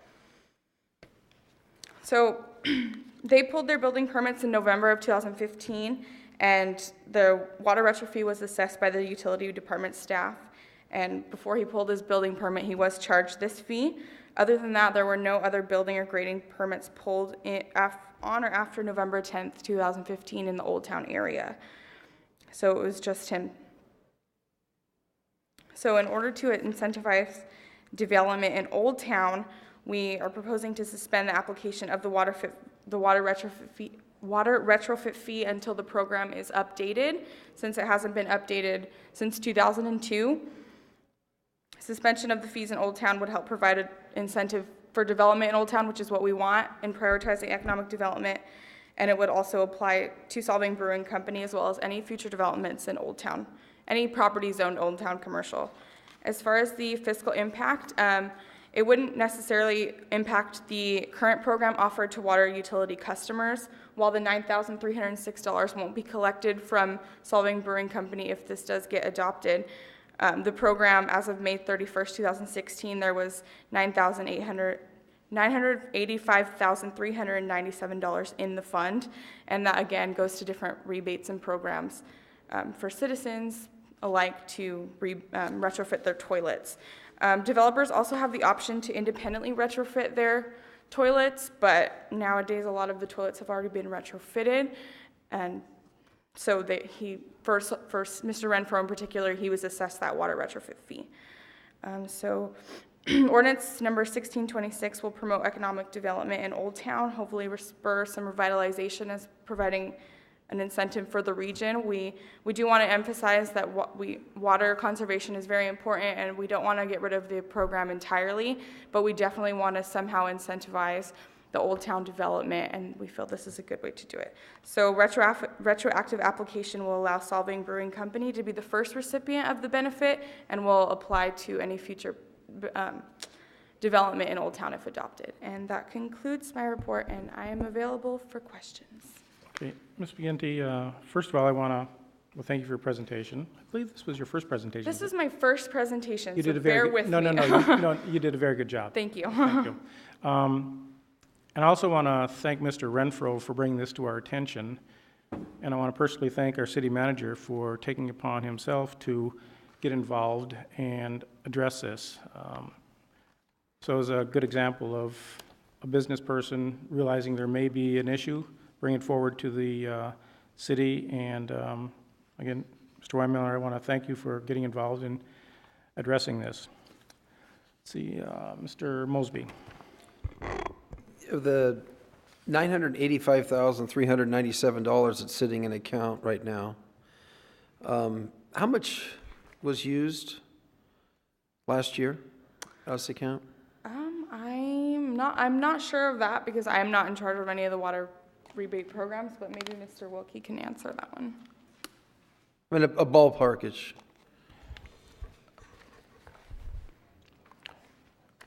We haven't closed the books on 15-16 yet, but I think the amount that was done in 14-15 was less than 50,000. Probably less than 30. Okay, so we have like 30 years of revenue sitting in this account then at that kind of rate. And what I understand, it's peaking up because in Lompoc, people have retrofitted their toilets. Yeah, There's right. not a lot yet to go. Yeah, and rather than have it just continue to build and have 30 years worth, our thought in revisiting the program is not just trying to remove what looked like a bit of a penalty for somebody doing exactly what we would want them to do, that is to, give new life to an unused building that had been used for 20 years. It was also recognizing that, well, first of all, retrofit's a tough word. It made sense when we were retrofitting toilets, but we definitely need to expand and promote the program to have that money circulate more. So for instance, because about all the toilets have been done that are going to get done, and any new installation of toilets are going to be at a 1.6 gallon per flush or less rate, we'd be looking at adding to the program other water conservation possibilities. So for instance, artificial turf or xeriscape landscape, and maybe even increasing the dollar amount that we currently limit so that we can get those dollars circulating and back into use and actually delivering water conservation. And I guess my other question would be that if we're doing this to stimulate economic development, why would we just stay in the Old Town? I mean, we need economic development. Old Town's kind of only 8-10 blocks now. It's been reduced. But if we're just doing, we really want why stop there? If it's a mechanism that's there, until we revamp this ordinance, as you're mentioning, until we revamp this, why wouldn't we want to stimulate economic development across the whole town? We do, but the initial focus on Old Town is so that we could move quickly, and before we have spending a lot of time with studying and doing the comprehensive view to make sure we have it balanced out. We don't want to create something where we then run out. We want to have the fees properly set to where they're getting used, and we're able to transfer the fee assessment to actual water conservation. So we eventually would do that citywide. This is to resolve an immediate presenting issue, and we've also want to be careful as we move forward. We want to make sure that we've got what I'd call an ironclad program. We don't want to send the misconception to any outside parties that we don't still, as Ms. McGinty said, that we're still very actively focused on water conservation as every bit as important and critical to us, and that no, we don't have extra water available or whatever. We need to create that additional water supply through conservation as growth occurs. So this was to resolve an immediate issue, and we focused on Old Town as a way we could do that and pass muster. If we acted immediately to do it citywide, we probably would be encountering some unintended difficulties we didn't want to get right then. So our eventual focus is a new citywide program. What we're asking you for consideration here was the one that we could get through fastest and focused, and we'd be able to pass the test of having a good nexus as to why we do it in this particular area. So our eventual focus in the coming year would be for citywide. It just seems like this, because we're also making it retroactive. So, I mean, we're going back quite a few months to accomplish this, because money was already paid, so to refund it. But well, it was assessed. We hadn't received a check yet. Actually, how it was raised by Mr. Renfro was his claim was he hadn't been advised of this, and it was a late breaking to him new news. It was our staff's, our collective response was more to the economic development adverse impact. While in other words, his complaint or concern was, wow, this is another new charge I wasn't aware of. But as we looked at it, it was more like, why are we having a charge here for somebody doing exactly what we would want them to do with giving new life to a building like this? Well, I think any economic development is something exactly what we want people to do. Just, I'm teetering on the aspect that if we need to treat everybody equally and the same across the whole spectrum. I mean, just because somebody's outside a boundary, I can think of a lot of properties that are out there that we'd like to see people do some curing to. I just believe that we should treat everybody equally the same across the whole spectrum. That's why I'm having a little difficulty dancing with this one. We recognize that desire, but again, it's a matter of the immediacy of this particular issue and wanting to make sure as we go forward with that citywide program that affects everybody, that we're entertaining all the inputs and variables that we have to give mind to. Councilmember Humdahl. I'm real pleased to see the ordinance that you have going for us. And I think one of the things that you just brought up too is that we found a project that had been in project for 20 years. And we went ahead and said, nobody really paid attention to if it hadn't come through now, if somebody else had, and this didn't happen, we'd still be able to put it on down the road. I'm real pleased to see that staff got in there, sat down and talked to the individual, and it worked. And so that's what this project is doing. The water economics of what we had out there has been a real plus for the city of Lompoc. Now, we had, with this project itself, Solvang didn't have water. The one thing we had, the water to make them come here. And now we've been able to work with staff and everybody else to bring this project forward. I'm really pleased with staff. Thank you. Councilmember Vega. I'd like to thank Solvang Brewery for bringing their business to Lompoc and sticking with this, all the hoops and everything they had to go through to develop this property. I think it's critical to showing other businesses and other contractors and other builders that life is here in Lompoc, and we're moving forward along with all the other construction. As far as I'm concerned, we actually had to extend ourselves with a loan to help them get through all the hoops, since they went through everything they could, you know, and I think that I would applaud them, and I think this is a good thing for Lompoc. So anyway, I'd like to thank the owner of Solvang Brewery for bringing his business here and hanging in there with us. Anything else from Ms. McGinty? Thank you. Thank you. Okay, we'll open this up to public comment. Please step forward, state your name, and address the council.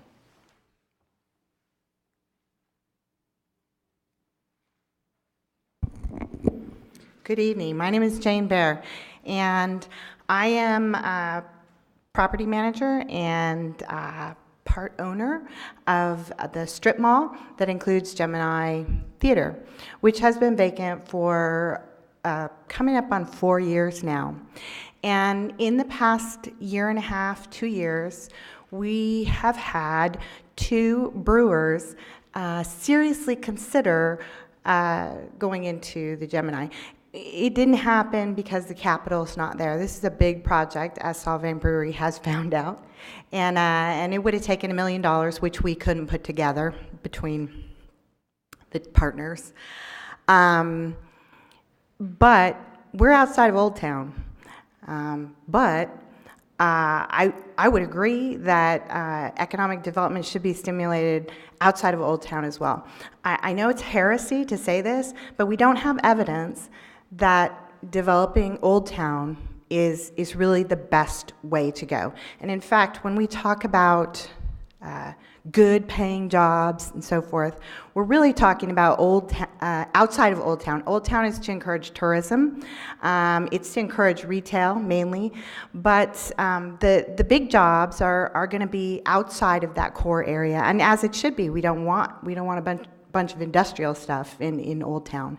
And it's not to say anything about Old Town that's negative, and certainly not to discourage you from letting the Solvang Brewery get what they need right now.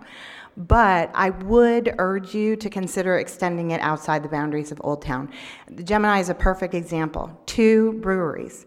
Would they have been able to take advantage of this? Well, the way that you're phrasing it, no. But I think we could all agree that there's no less value in putting a brewery up there on North and H than there is in putting it in Old Town. North and H is close to all those hotels up there, and it's closer to Vandenberg Village, Mesa Oaks, etc. So there are a lot of reasons to do it up there too. It's good economic development. It's jobs, no matter if it's in Old Town or not.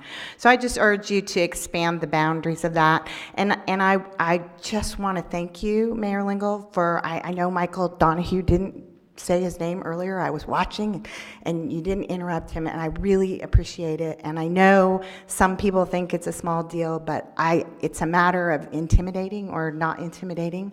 And so I really appreciate the tone and the civility that I've seen tonight on TV and here in person. Thank you. So you can teach old dogs new tricks.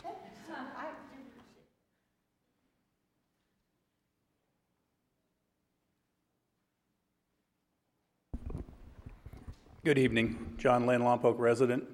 Yes, as a matter of fact, when we put the utility projection together at the very beginning of the discussion with Solvang Brew, and the staff did a good job on it because we had to divide water use between brewing, which doesn't go down the drain, and water that goes down the drain, and there was some metering required, and we talked to Solvang, we copied what they did. It was successful.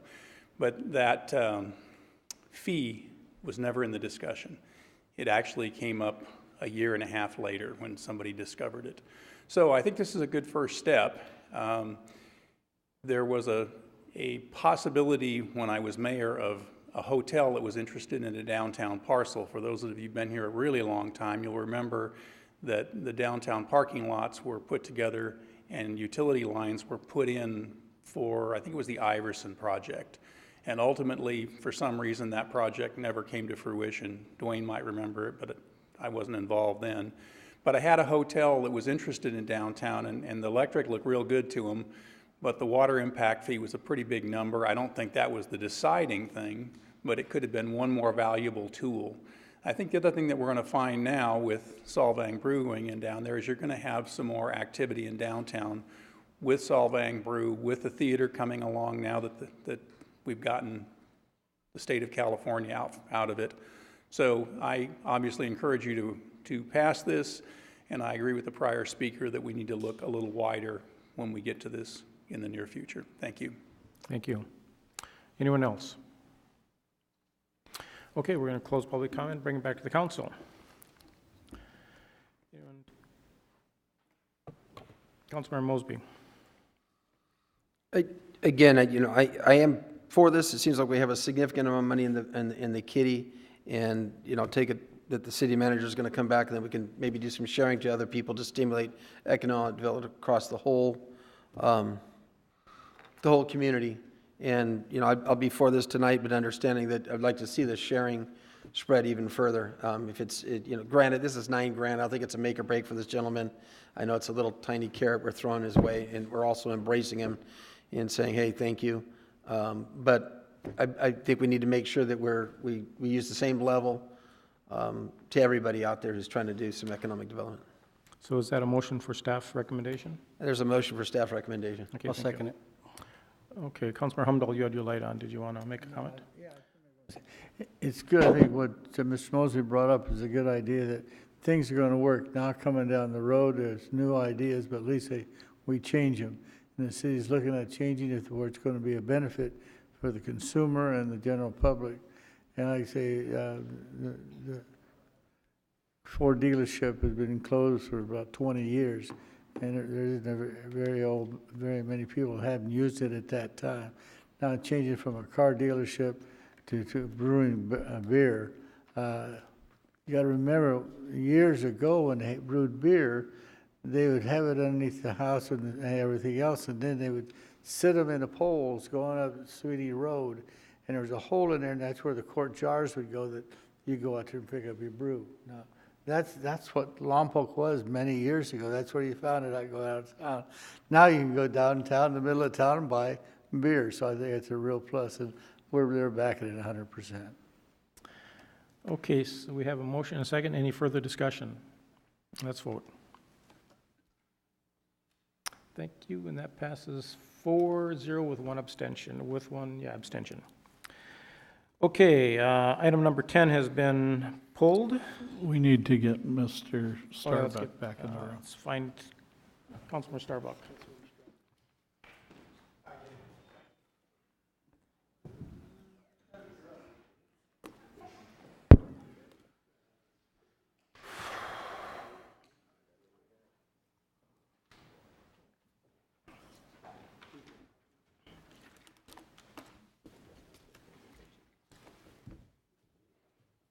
What you do, go down to Solvang Brewery? Okay. Okay, we're moving on to written communication. Any written communication? Nothing. Okay, oral communication. This is your last opportunity to speak to the council for up to 2 minutes on any item you so choose.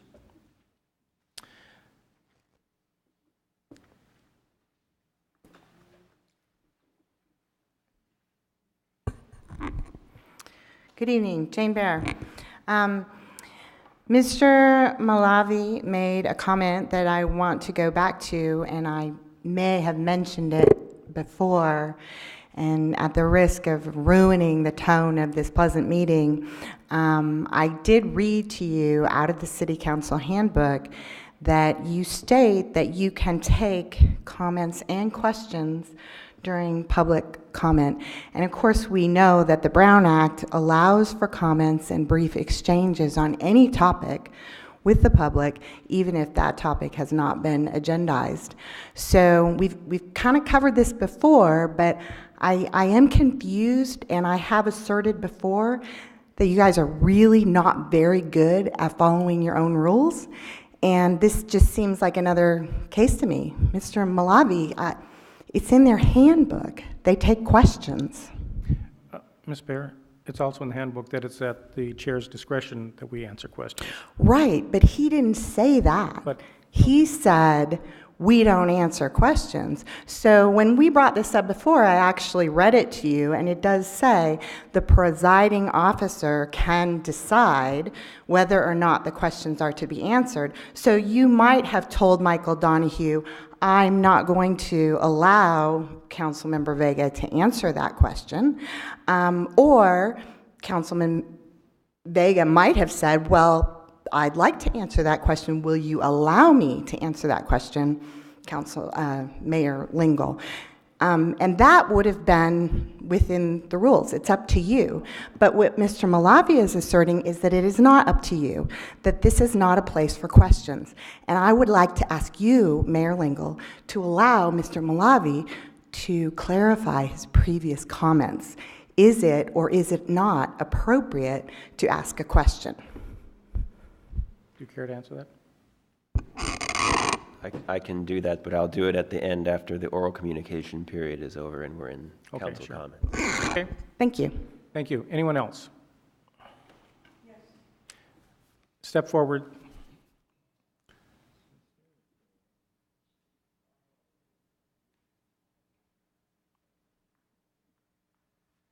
I'm Mary Saladino, a citizen of Lompoc.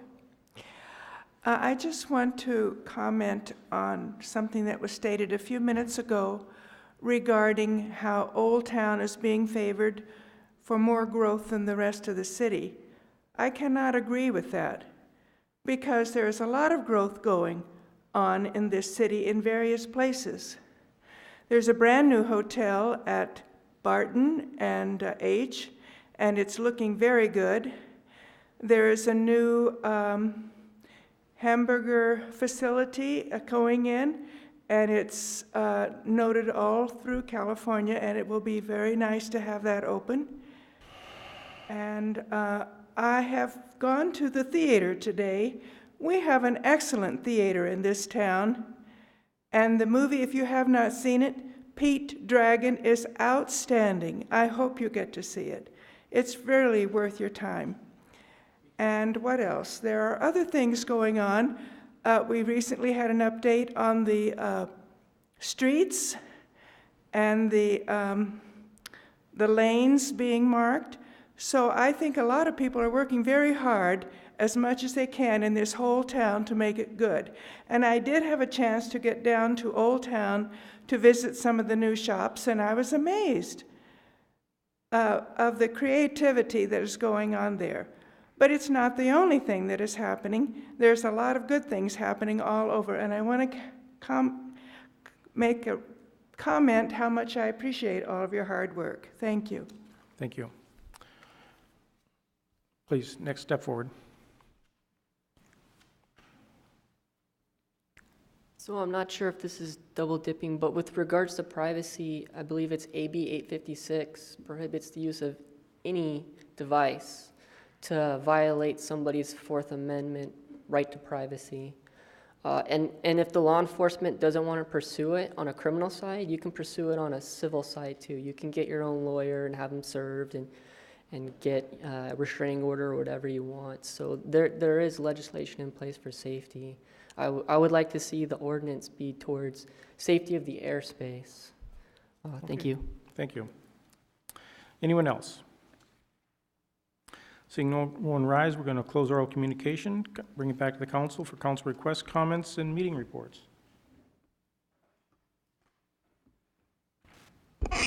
Sure, thank you. Just to address the comments by Mrs. Baer, Mr. Mayor.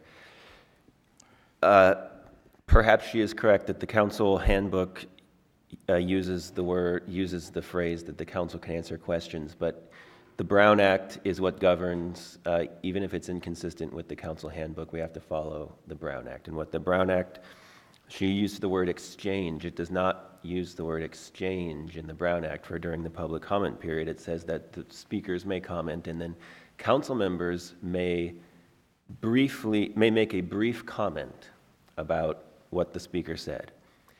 That is true, but that doesn't mean that someone can come up to the podium in the public comment period and ask a question and then expect to get into a back and forth exchange or expect to have an answer. That's not the purpose of the public comment period.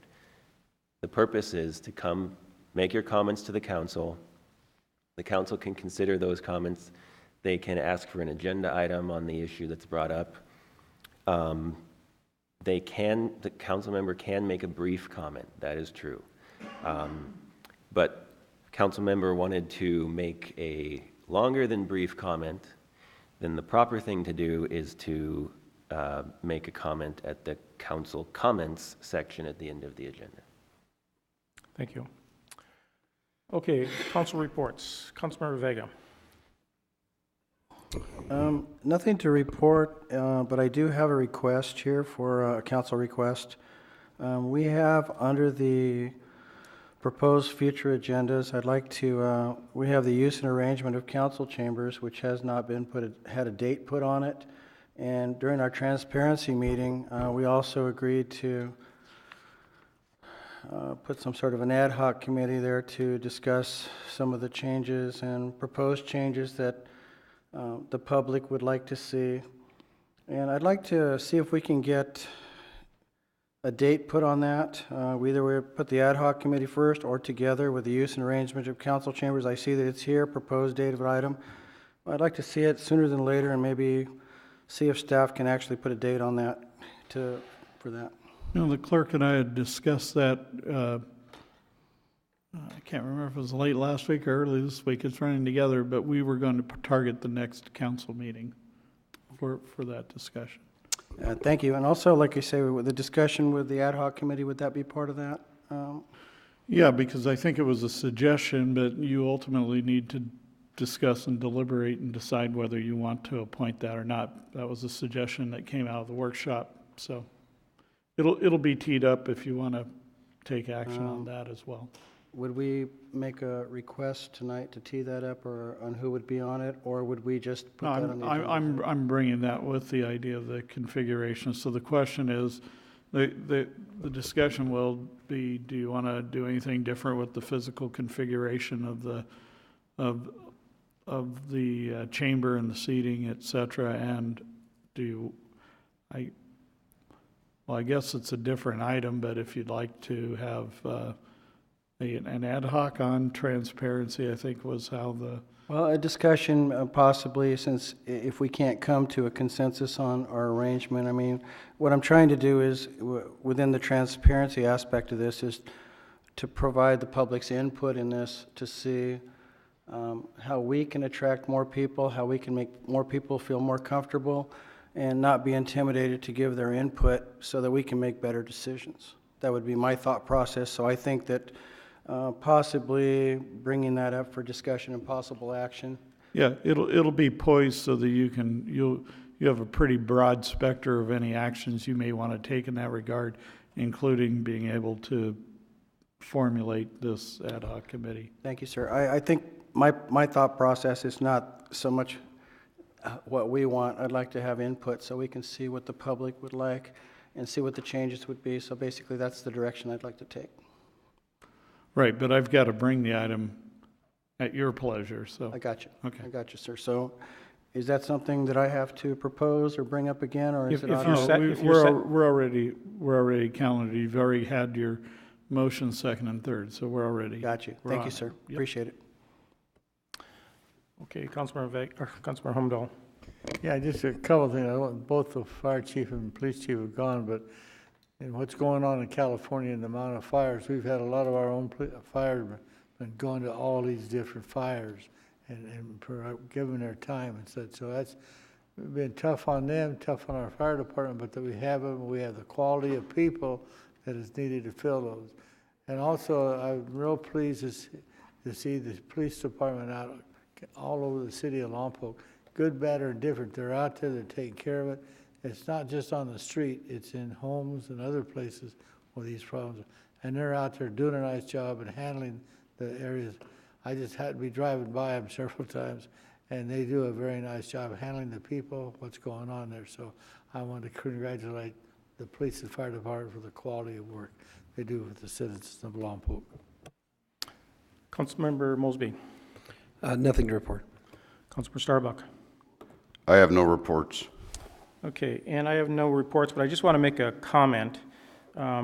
Recently, over the past week or so, there was a public records request for expenses of city council members, which it is being prepared. Whoever made the request, it is being prepared, and you will get that.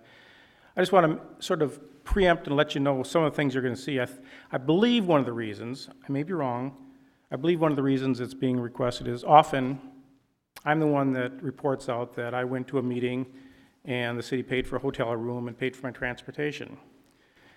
So what you are going to see, whoever requests that, what you're going to see is that Councilmember Vega's expense report is here, Councilmember Humdahl's report is here, Councilmember Mosby's report is here, Councilmember Starbuck's report is here, and my report is right up here. Okay. Just be aware. There's a reason for that. Okay. I happen to be the appointee to Northern California Power Agency. I travel to Sacramento or Northern California once, sometimes twice a month. I travel to Washington, D.C. once, possibly twice a month. This is all for meetings to protect the cities or have our input into the city's investment of $200 to possibly $300 million worth of investment we have in public power. So I go to these meetings to protect the city and give cities input, or make sure that we protect that money. The other thing that report will not say is when I was employed, before I retired from the hospital, and I took these 2 days off and went to these meetings in Northern California, or 4 or 5 days went to Washington, D.C. When I was employed, I took vacation time from the hospital. Out of my own pocket, I paid for my vacation time, which amounted to hundreds of dollars or more out of my pocket. So that's what that won't say. So when you see this report, I'll tell you right now, my expenses are here, everyone else's expenses are here. So hopefully, you ask the questions. Mayor Lingle, why is your report so high? And I will be glad to tell you. So anyway, okay, thank you. I have nothing else to report. I did not spend any city money during the past 2 weeks. Thank you very much, and good night.